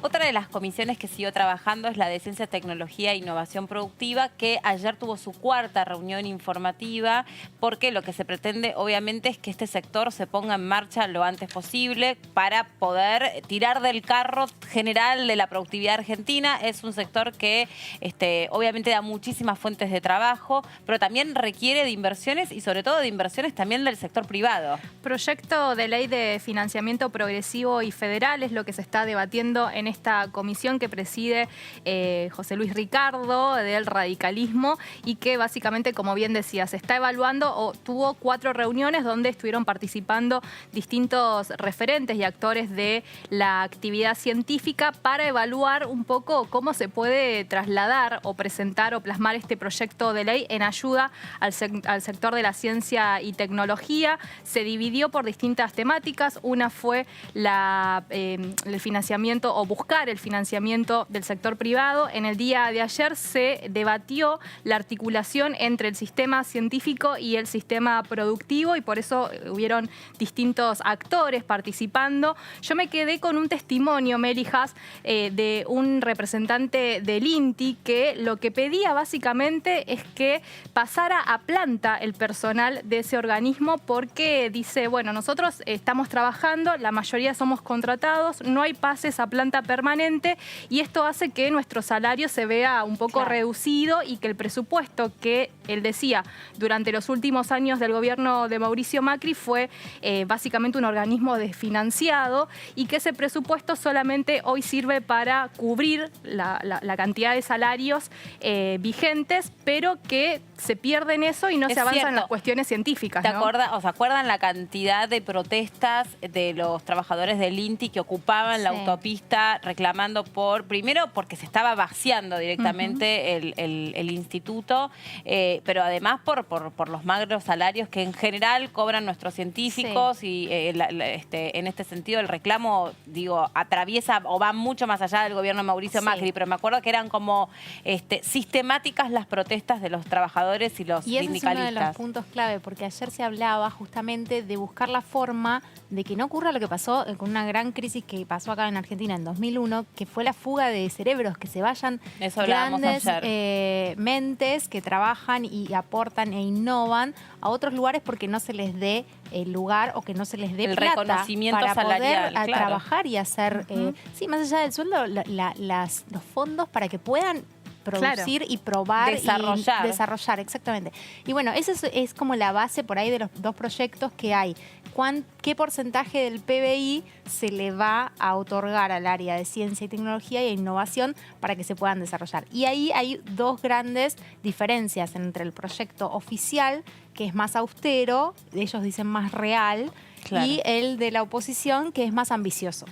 Es algo que, claro, que se está dando en... Pero qué contradicción, ¿no? Porque estamos hablando de una oposición que hace muy poquito tiempo fue gobierno y que de alguna manera podrían haber aprovechado esa oportunidad para reconocer, como decís vos, a un montón de profesionales que realmente, si uno habla, no sé, 2 minutitos con un científico, con un investigador del CONICET, la cantidad de años que invirtieron en su formación, sin ir más lejos, la cantidad de cosas que han postergado en virtud de convertirse en personas realmente especializadas y reconocidas en sus áreas, y como bien decís vos, después, al no poder llevar adelante porque no tienen las becas para desarrollar sus investigaciones, se tienen que ir a otros países. Sí, y esto que cuenta Haas es un poco lo que está pasando en defensa del consumidor, ¿no? Que los dos bloques mayoritarios terminan presentando proyectos que terminan siendo después difíciles de unificar en el sentido de que hay dos posturas totalmente distintas frente a temas muy importantes. Ayer contábamos, mientras hacíamos el repaso del presupuesto 2021,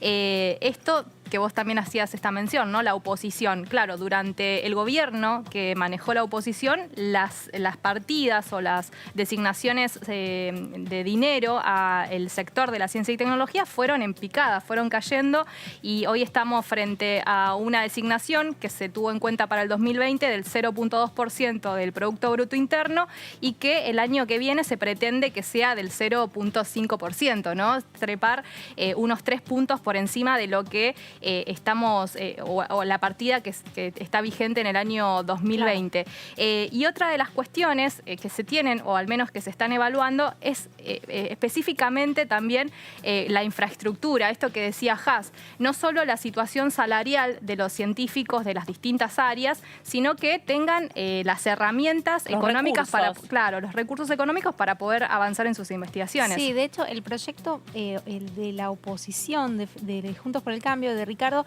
plantea de acá, del año que viene en realidad, de 2021 a 2035, llegar a un 3%. O sea, en 2035 tiene que ser un 3% del PBI destinado a esto. Y el de Claudia Bernaza, que es del Frente de Todos, apunta a 2030, 5 años menos, un punto, digamos. Claro, estamos hablando de ahora de un 0.2%. Claro. Y estos proyectos están estableciendo ya, Sí. o el 3% es muy, Y hay que ver- muy ambicioso, ¿no? Claro, 3% es muy ambicioso, pero y hay que ver con qué lo comparan. En el proyecto ¿Y de de Juntos dónde, por el Cambio... de dónde saldría esa asignación? O sea, ¿cuáles serían las fuentes de financiación eso están si no es el sector privado? Claro, buscando ahí. Bueno, por eso el proyecto incluye un articulado, creo que esto es de los dos, de buscar, porque en otros países hay mucho apoyo del sector privado a desarrollos de tecnología. Por supuesto. Y acá no es tan alto, acá No está es tan el incentivado. Estado el que más plata pone para el desarrollo. Que es raro porque después esos Son los cerebros... más beneficiados. Y después van al sector privado en Sí. general.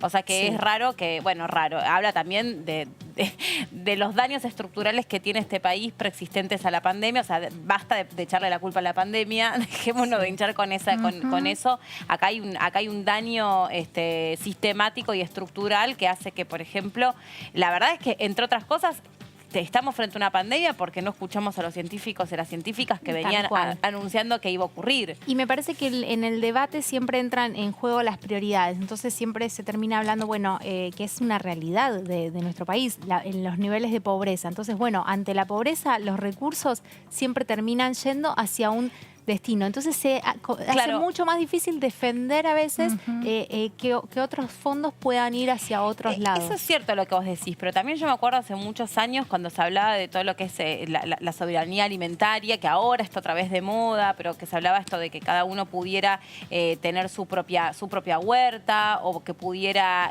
ser inteligente a la hora de cosechar o de sembrar para tener una población menos hambriada. También aquí está la tecnología presente. Clave, sí. Eran clave. Entonces, sin duda vos necesitas una articulación entre la ciencia, la tecnología y el sector productivo. Claro, es que esa es la clave, ¿no? La articulación. Ayer hablaban también de incluso coordinar los organismos que ya existen, el INTI, el INTA y los nacionales con otros para aunar esfuerzos para que a veces no sea crear nuevas cosas, sino coordinar aprovechar lo que se hay. tiene, Claro. conocer también lo que se tiene, porque a mí me parece que en este sentido lo que sucede es que hay mucho desconocimiento. Entonces es esto. Y creemos la comisión de no sé cuánto, y creamos el seguimiento del observatorio, el instituto de no sé cuánto, y es peor. Claro. Hay un montón de recursos a disposición. Sí, hay un montón de recursos a disposición y lo que está vigente, tenés el reclamo de que no está alcanzando, digamos, no está alcanzando salarialmente, no está alcanzando para, digamos, el Terrible. recurso económico para poder avanzar en los distintos proyectos o trabajos que son tan importantes. Otra de las cuestiones me parece importante, al menos, y esto dijimos ayer también que era un pilar del gobierno de Alberto Fernández, esta área, y que tiene que ver con el financiamiento también a la bibliografía científica, porque muchas veces la bibliografía científica, para que puedan evolucionar nuestros científicos, viene de afuera, y digamos que los precios también... Y pagan impuestos carísimos. Pagan impuestos caros, los precios están en dólar, y es difícil acceder también Por si no tenés un supuesto. presupuesto y si no para poder avanzar. Entonces no terminás teniendo, digamos, por culpa de estas cuestiones, es realmente central, porque un científico no actualizado está totalmente fuera de agenda. Sí, claro. Sin dudas. Ayer hablaban también, daban el ejemplo de que Israel tiene un 4,54% del PBI destinado a este área, ¿no? Mirá qué diferencia. Wow. Hay que ver, obviamente, las realidades de cada país, ¿no? Y lo Sí. que uno puede disponer. Bueno, tiene Pero- muy bajo índice de desempleo, Israel. Muy bajo índice de desempleo. Por eso, Acá tenés la mitad de la población, yo creo que después de esta pandemia... No, el trabajo informal está destruido. Sí, Ese es sí, uno de los absolutamente. Sociedades problemas. distintas totalmente. Claro que sí. Sí, y el tema de la ciencia y la tecnología es un pilar de Israel y viene trabajando hace muchísimos años en innovación tecnológica. Son pioneros realmente en el mundo. Bueno, vamos a repasar lo que decía ayer Guillermet, Armando Fernández Guillermet, que es investigador superior del CONICET, a propósito de todas las voces que se empezaron a escuchar en esta cuarta reunión informativa de la Comisión de Ciencia y Tecnología e Innovación Productiva. El análisis del CUSEN adoptó dos premisas clave. La primera premisa es que el presupuesto de ciencia y tecnología debe estudiarse en el marco más amplio de objetivos e instrumentos de la política científica nacional establecidos por la Ley 25.467, sancionada en 2001, que instituyó el Sistema Nacional de Ciencia, Tecnología e Innovación en Argentina. Consecuentemente, nuestro análisis tuvo en cuenta, por una parte, los objetivos generales que plantea la ley, que fueron agrupados en 3 ejes que denominamos la dimensión sociopolítica de la ciencia y la tecnología, el avance del conocimiento y sus efectos sociales, el desarrollo tecnológico y su impacto en el sistema productivo. El análisis tuvo en cuenta también un instrumento central de política científica, que es el Plan Nacional de Ciencia, Tecnología e Innovación, el cual, como establece el artículo 5º de la citada ley, orientará la investigación científica y el desarrollo tecnológico, estableciendo prioridades en áreas estratégicas que sirvan al desarrollo integral del país y de las regiones que lo componen. El CUSEN considera muy necesario, primero, avanzar en la plena activación institucional del mecanismo de coordinación intersectorial que establece la Ley 25.467. Y en segundo lugar, iniciar las consultas y deliberaciones conducentes a la construcción participativa del mismo, el cual constituirá el fundamento de los próximos proyectos de presupuesto para la función ciencia y tecnología. Bueno, la semana que viene se va a reunir la Comisión de Presupuesto y Hacienda, como lo viene haciendo, porque tratan de avanzar con la posibilidad de emitir un dictamen para poder bajar al recinto con esta ley de leyes, la del presupuesto 2021, y ya está en comunicación con nosotros la diputada Latorre, todavía no, en un ratito nada más, pero bueno, nos vamos a ir metiendo con este tema porque efectivamente si logran un dictamen para poder aprobar el presupuesto, tal vez podría bajar al recinto este tema tan importante. Exactamente. Bueno, se está rumoreando al menos que podría haber también una sesión la semana que viene, podría ser el día miércoles, y no se descarta que ya el presupuesto 2021 se trate en esa sesión aquí en la Cámara de Diputados. Se tenía en consideración que podía ser el día antes de octubre, al menos su tratamiento, porque aprovechamos a recordar que el presupuesto ingresó a la Cámara de Diputados en el mes de septiembre, cumpliendo con lo que establece la Constitución Nacional, pero que debe ser aprobado en esta Cámara y luego pasar al Senado. Claro. Y quieren hacerlo eso antes de noviembre, porque tienen, o sea, dentro de noviembre, perdón, porque tienen los plazos contados. Entonces hay que tener en cuenta que va a seguir en el Senado el debate, quieren aprobarlo cuanto antes acá.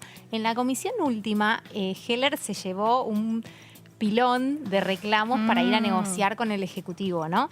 Estuvo retomando, pobre, lo llenaron de cuestionamientos porque, claro, siempre que se debate el presupuesto, cada provincia habla de una obra que es muy importante en su provincia o en su municipio, lo que le están reclamando, entonces ellos llevan todos los reclamos. De esos reclamos, la frazada, como sabemos, es corta, cuando tapas a uno, se destapa a otro, bueno, hay que priorizar esos reclamos. Y uno de los reclamos principales para mí me parece que fue el del subsidio al transporte. Ese fue clave. Es clave el tema de la repartición del dinero que se le hace al transporte urbano de las distintas provincias en relación a lo que se le otorga a AMBA, y este va directamente apuntado al Ministerio de Transporte que preside Mario Meoni. Que no se presentó nunca en las comisiones. Se presentó a Meoni, ¿eh? Ah, ¿sí? Sí, se ha participado, incluso la Comisión de Transporte está presidida por un opositor, por José Cano, y Meoni al principio de lo que ha sido la pandemia vino a dar la explicación, la información de cómo avanzaba el Ministerio en ese sentido, pero este reclamo es fundamental. Pero además desde hace muchos años atrás es un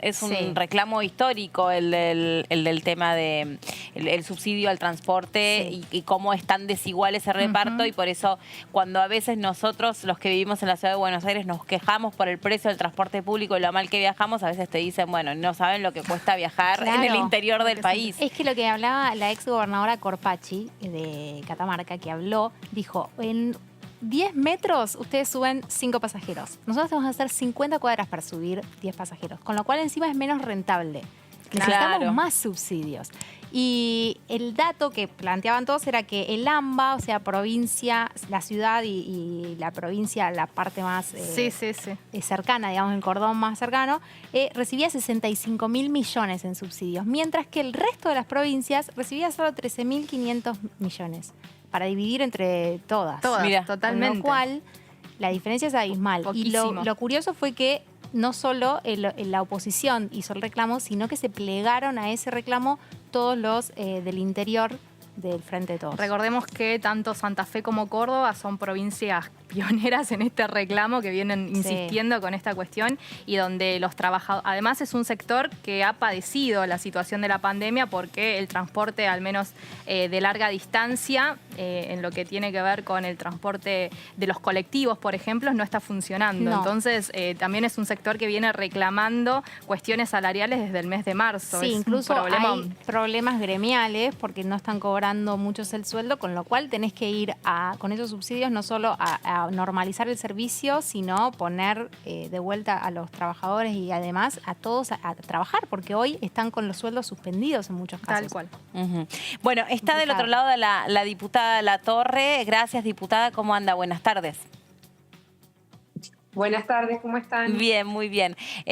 Teníamos algunos problemas para poder establecer la comunicación, pero la estamos viendo perfectamente. Bueno, finalmente se prevé que la semana próxima pueda llegar a haber dictamen para aprobar el presupuesto 2021. ¿Usted lo cree posible? Bueno, esto creo que depende de cómo las escuchaba ustedes, el diálogo que tenían en la previa de esta entrevista.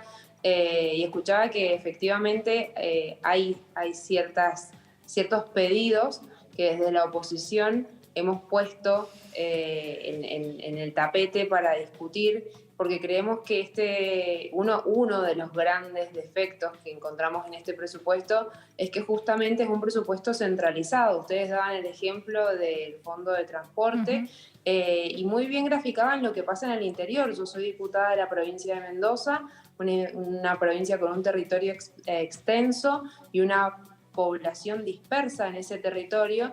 Entonces, sin lugar a dudas, es mucho más costoso el kilómetro que debe recorrer el transporte público de pasajeros para poder garantizar esta conectividad que en el AMBA. Sin perjuicio de eso, la distribución, como en un montón de otros aspectos, sigue siendo inequitativa y el presupuesto es sumamente centralista en desmedro de las provincias, de los recursos que corresponden a las provincias, con el agravante de que este gobierno ha creado nuevos impuestos y ha aumentado impuestos que no son coparticipables. Entonces, al no haber una coparticipación directa y al haber caído la recaudación no solo de la nación, sino también de las arcas de cada una de las provincias, se vuelve muy dificultoso que las provincias puedan sostener su administración, y una administración eficiente para garantizar los servicios de cada uno de los argentinos a lo largo y a lo ancho del país,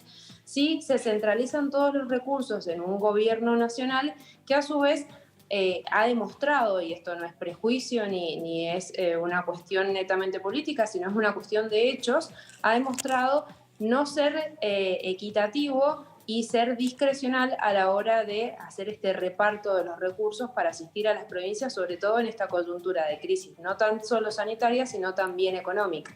Diputada, ¿qué tal? Verónica Benaim la saluda.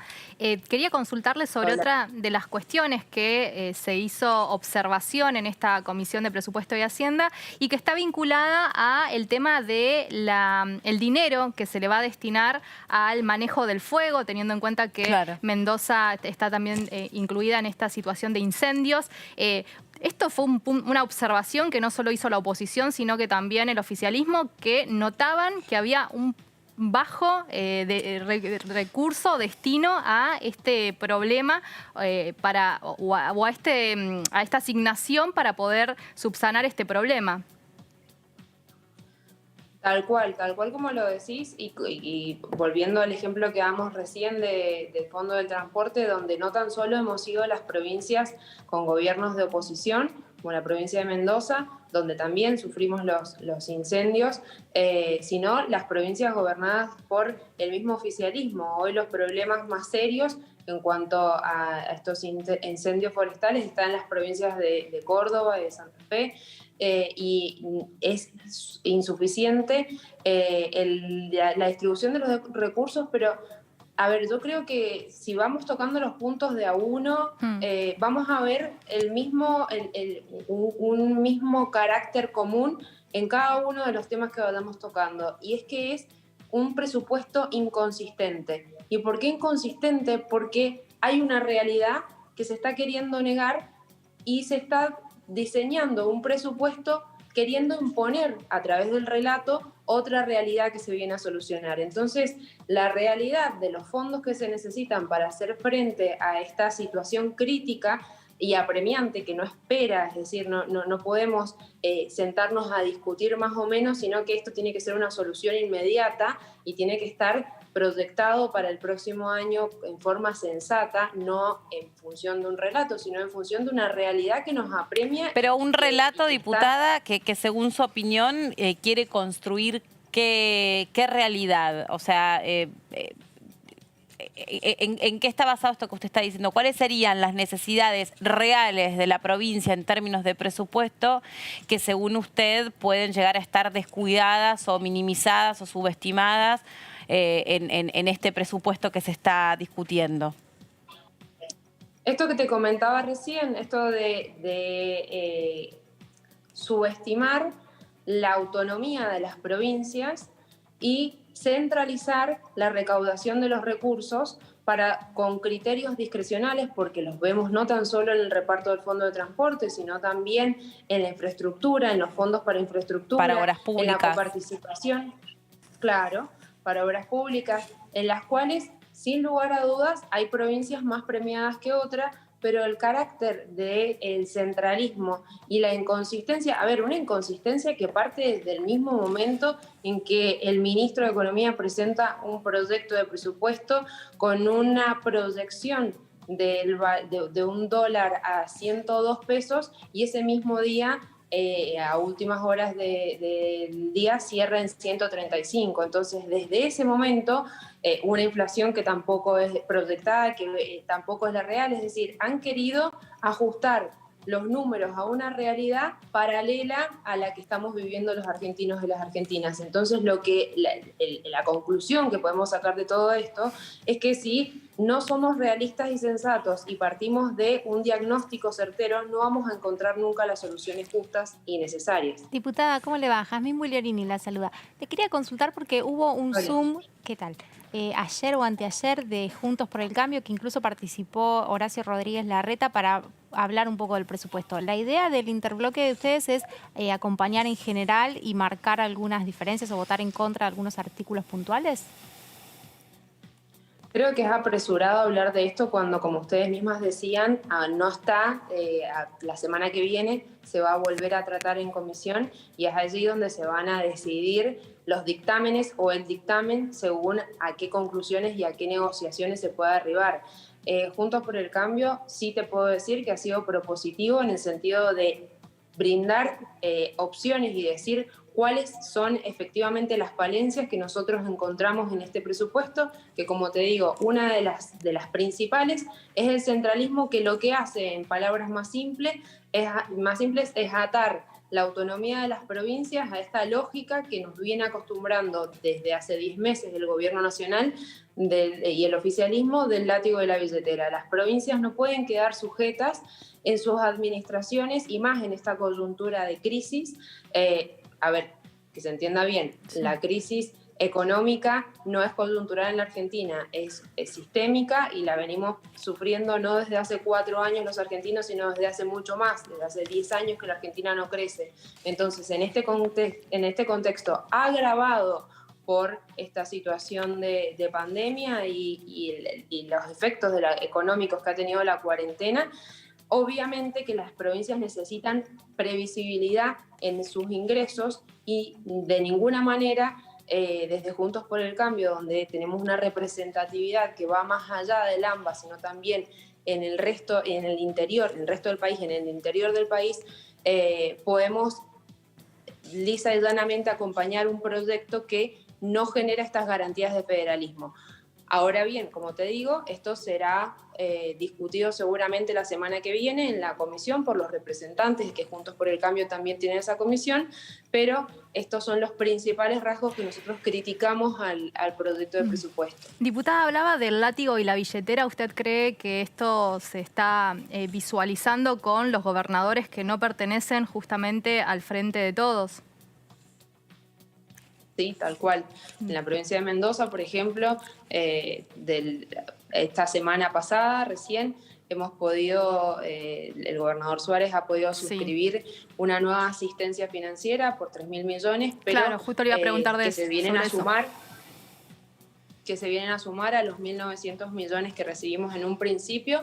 Quiero entender que esto es parte de la misma primera entrega y no de la ampliación de ese fondo que se generó con la ampliación de presupuesto, sino que es venir a poner un manto de equidad con respecto a lo que se le había dado a otras provincias que han recibido aún en este contexto, en esta suma de los 1.900 más los 3.000, hay provincias que han recibido con menor población mucho más dinero que los mendocinos, pero igualmente tenemos que entender de que esto no es ningún regalo ni una dádiva del gobierno nacional a la provincia de Mendoza, sino que es parte de una asistencia financiera, un préstamo para que se entienda bien, pero en el resto de como les decía, de los recursos, por ejemplo, los que se perciben por el impuesto país, que es un impuesto que en principio era momentáneo, iba a tener una fecha de vencimiento el 31 de diciembre y venía de la mano de una situación de emergencia, parece que ha venido para quedarse porque también está proyectado para el 2021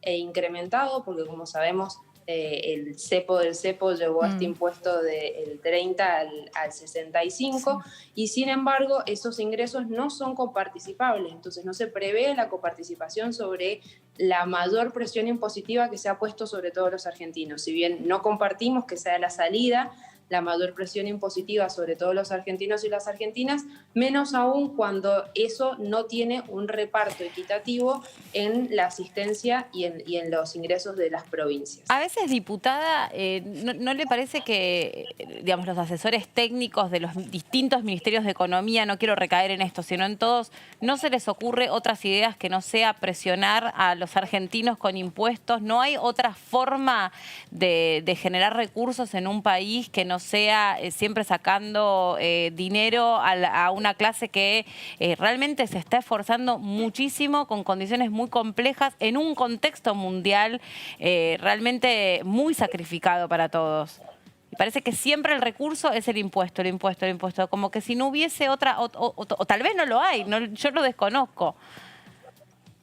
Creo que la mejor forma de evitar esto, y comparto con vos de que no es uno ni dos, han sido varios los gobiernos que recurren a esta forma, es la eficiencia del Estado, es reducir el gasto a través de un Estado eficiente que tenga menores gastos y que preste los mismos o mejores servicios. Y en ese sentido, sin lugar a dudas, los legisladores nacionales nos debemos y le debemos a la ciudadanía una nueva discusión respecto a la estructura impositiva de la Argentina, porque tenés toda la razón de que es el sector que produce, el sector que se esfuerza, esa clase media trabajadora, la que sostiene con la presión impositiva la asistencia para los sectores más vulnerables y no es... Claro. Y de hecho, por ejemplo, el IVA, el impuesto al consumo, más distorsivo de todos, porque grava y grava en mayor medida a quienes menos tienen. Claro. Entonces, sin lugar a dudas, hay que darse una nueva discusión legislativa respecto a la estructura impositiva de nuestro país, pero de la lo que mano pasa también que una política de Estado... perdón, Jimena, lo que pasa también que cada vez más, y con esta pandemia me parece que quedó más en evidencia, son más y más los sectores vulnerables. Uno antes podía hablarle a un sector de la sociedad. Yo creo que hoy es las generales de la sociedad, pertenecemos de alguna manera u otra a un sector que necesita algún tipo de asistencia por parte del Estado. Si tenés una pequeña y mediana empresa, tenés que recibir una asistencia del Estado para poder cumplir o pagar con los salarios. Si perteneces al mundo de la ciencia y la tecnología, necesitas del Estado para poder desarrollar y seguir creciendo. Si tenés llevar adelante una obra pública necesitas del Estado para que, no sé, lo mismo. Los docentes necesitan del Estado, la clase trabajadora necesita que le deje de ahorcar la soga en el cuello con los impuestos. Es que todos necesitan del Estado y el Estado no es no provee de recursos inagotables. Todos están pidiendo lo mismo. Están pidiendo que el Estado esté presente. Y la eficiencia, yo creo, ¿cómo se logra la eficiencia? Más transparencia, ¿cómo se logra? Son distintas las formas y los mecanismos de gobernanza y claro. una sin lugar a dudas es la transparencia, porque la transparencia significa que cada uno de los contribuyentes, de los argentinos y argentinas contribuyentes, sepan exactamente en qué y cómo y quiénes gastan esos recursos. Claro. Pero también es achicar la estructura del Estado, que no significa despidos, sino significa hacer un Estado eficiente y no contratar, no seguir contratando, porque vos fíjate que hacías esta reflexión correcta, ¿no?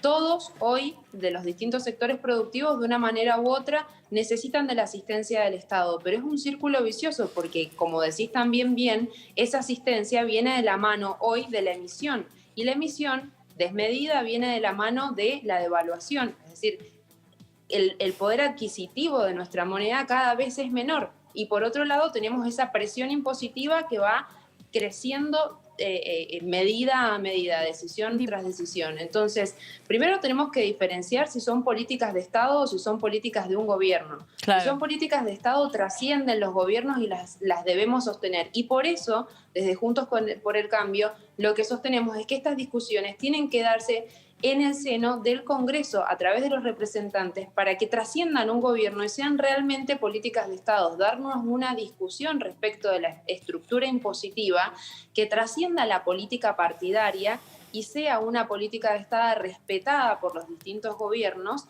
y no decisiones por DNU que a su vez pierden toda legitimidad a esta altura de la cantidad de DNU que se están emitiendo, que justamente el DNU, que es este decreto de necesidad y urgencia, pues la urgencia se entendía en un primer momento, en marzo, en abril. El Congreso está funcionando y por lo tanto los representantes en el Congreso podemos hacer la tarea legislativa y dar políticas que se sostengan en el tiempo y den soluciones estructurales. Diputada, pensaba en esto de achicar el Estado. Durante el gobierno de Mauricio Macri se avanzó con esa situación, pero tampoco generó un resultado económico que podamos sacar a lucir, digamos, ¿no? Lo digo porque no sé cuál fue, digamos, o cuál cree usted que fue el punto donde eso no terminó de mostrar efectividad.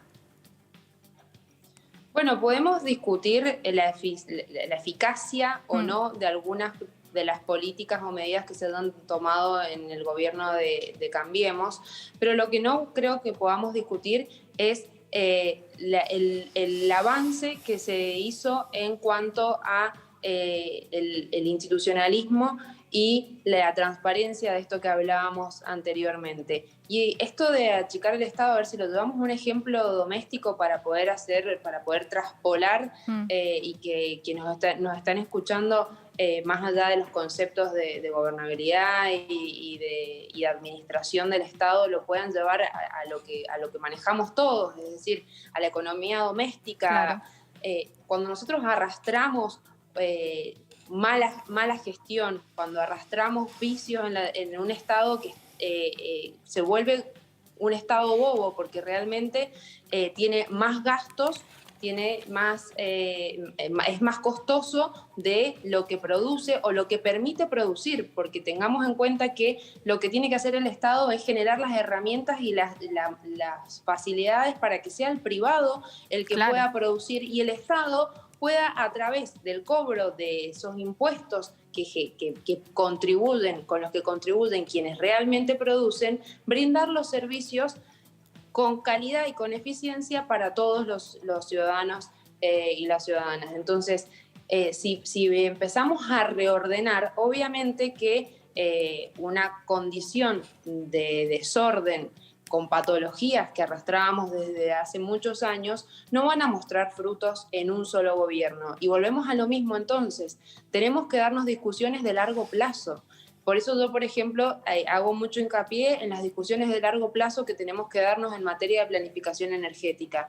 No vamos a lograr la soberanía energética en un gobierno, en 4 años, con una política cortoplacista. Ese creo que ha sido el problema de la Argentina, que gobierno tras gobierno, el gobierno que llega piensa que el que estaba antes hizo todo mal, no capitaliza lo que se puede haber hecho bien y de un plumazo pretende instalar un nuevo modelo. Los modelos no se construyen ni dan frutos en 4 años y tampoco se construyen y dan frutos perpetuándose el mismo modelo durante muchos años, porque no es un modelo de Estado, es un modelo de gobierno. Diputada. El modelo de Estado trasciende los gobiernos. Le consulto por un tema que planteó también Juntos por el Cambio, que es las jubilaciones, que hablaban de que se registra una caída en la cantidad de fondos destinados a jubilaciones para el año que viene. A su vez, todavía no está la fórmula. ¿Cómo se va a cuajar esto? Bueno, creo que va de la mano de lo que hablábamos recién, ¿no? La inconsistencia de un presupuesto que desde el momento en que es presentado prevé para el ejercicio siguiente, para el año siguiente, una inflación muy lejana a la realidad o lo que ya hoy los números están mostrando. Por otro lado, se han negado a discutir una nueva fórmula jubilatoria, que es lo que realmente le da certeza jurídica, seguridad jurídica a los jubilados para que tengan la variable de la inflación y la variable de las alteraciones económicas del tipo de cambio no sean los primeros que la pagan, es decir, los primeros perjudicados. Entonces, más sumado a que, como decíamos recién, los números que están proyectados en esas partidas presupuestarias están muy lejos de la realidad o las proyecciones de los números que tenemos hoy y cómo se prevé que sigan avanzando, sin lugar a dudas, la política previsional va a seguir siendo una política de ajuste a los jubilados. Diputada Latorre, muchas gracias por su tiempo y por este contacto con nosotros. Fue muy amable. Hemos tratado de charlar sobre distintos temas, así que muy amable, ¿eh?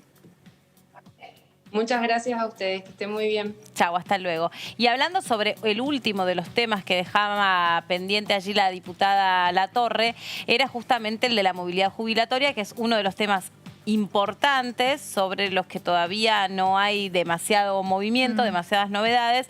Recién dejaba un título a la diputada Latorre, se viene, según su perspectiva y su punto de vista, tal vez una fórmula que va a significar un ajuste para los jubilados.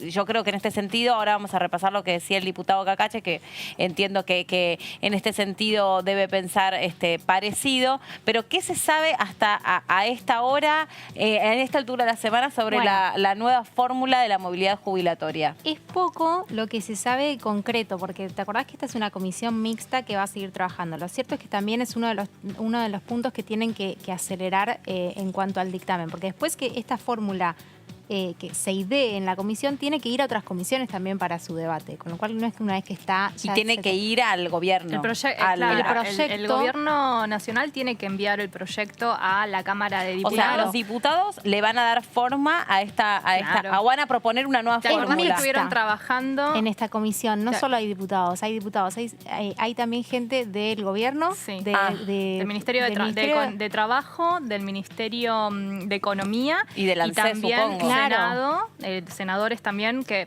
estaban trabajando los diputados y senadores que integran la Comisión de Presupuesto y Hacienda y la Comisión de Previsión Social de ambas cámaras. Claro. El gobierno tiene que enviar la nueva fórmula al Congreso de la Nación para que sea debatida. Se esperaba que sea durante el mes de octubre y durante el mes de noviembre el tratamiento también de esta nueva fórmula.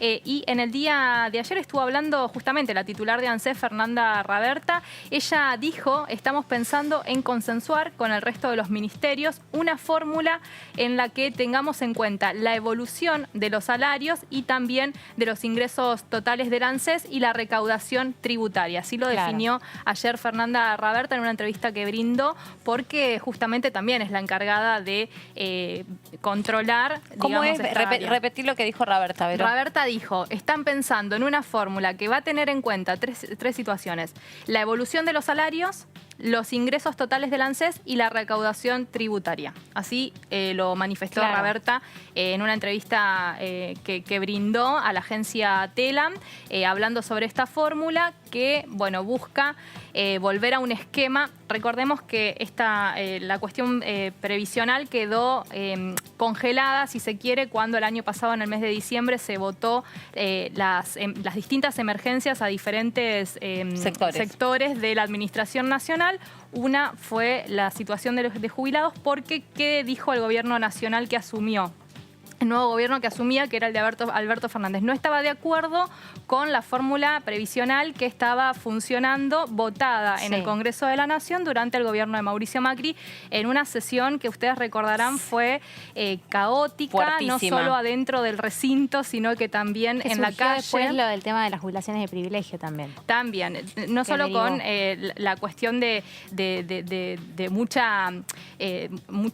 una situación muy polémica dentro del recinto, sino que también hubo mucha rispidez en el recinto, exactamente. Quería decir que se levantó la temperatura demasiado en el recinto en esa votación, pero también en las calles, lamentablemente, hubo situaciones de incidentes que uno recuerda básicamente. Entonces, lo que quiso hacer el gobierno de Alberto Fernández fue decir, vamos a suspender este tipo de fórmula porque no estamos de acuerdo, que es un poco lo que decía recién Jimena Latorre, ¿no? Ingresa un gobierno, modifica la metodología, y es un poco lo que hizo Alberto Fernández con la de Mauricio Macri con la de Cristina Fernández de Kirchner. ¿Qué dice Fernanda Raberta y qué plantea el oficialismo ahora? La idea es volver un poco a la fórmula, se quiere parecer un poco a la fórmula que estaba vigente durante el gobierno de Cristina Fernández de Kirchner. La preexistente. Bueno, muy bien. Hasta aquí hemos llegado nosotros. Muchísimas gracias, Has, por haber formado parte del equipo. Me encantó. Te invitamos cuando vos quieras, o si no, lo negociamos con Pato. Voy a hablar con él. Ahí está. Bueno, gracias por haber estado ahí del otro lado. Esto fue TV El Periodismo del Congreso. Tigavero. Sí, yo quería aprovechar y mandarle un saludo a mi mamá y a todas las mamás, pero a mi mamá que está del otro lado de la pantalla viendo desde Tierra del Fuego. No se pierde ningún programa de DTV, así que perdón que me permita esto, pero a la distancia y los 3.000 kilómetros, besote para ella. Bueno, muy bien. Y para todas las madres en su día, sin lugar a dudas, uno especial para la tuya que está ahí un poquito lejos. Un saludo, que la pasen muy bien y nos reencontramos obviamente en la programación de DTV, El Periodismo en el Congreso. Chau.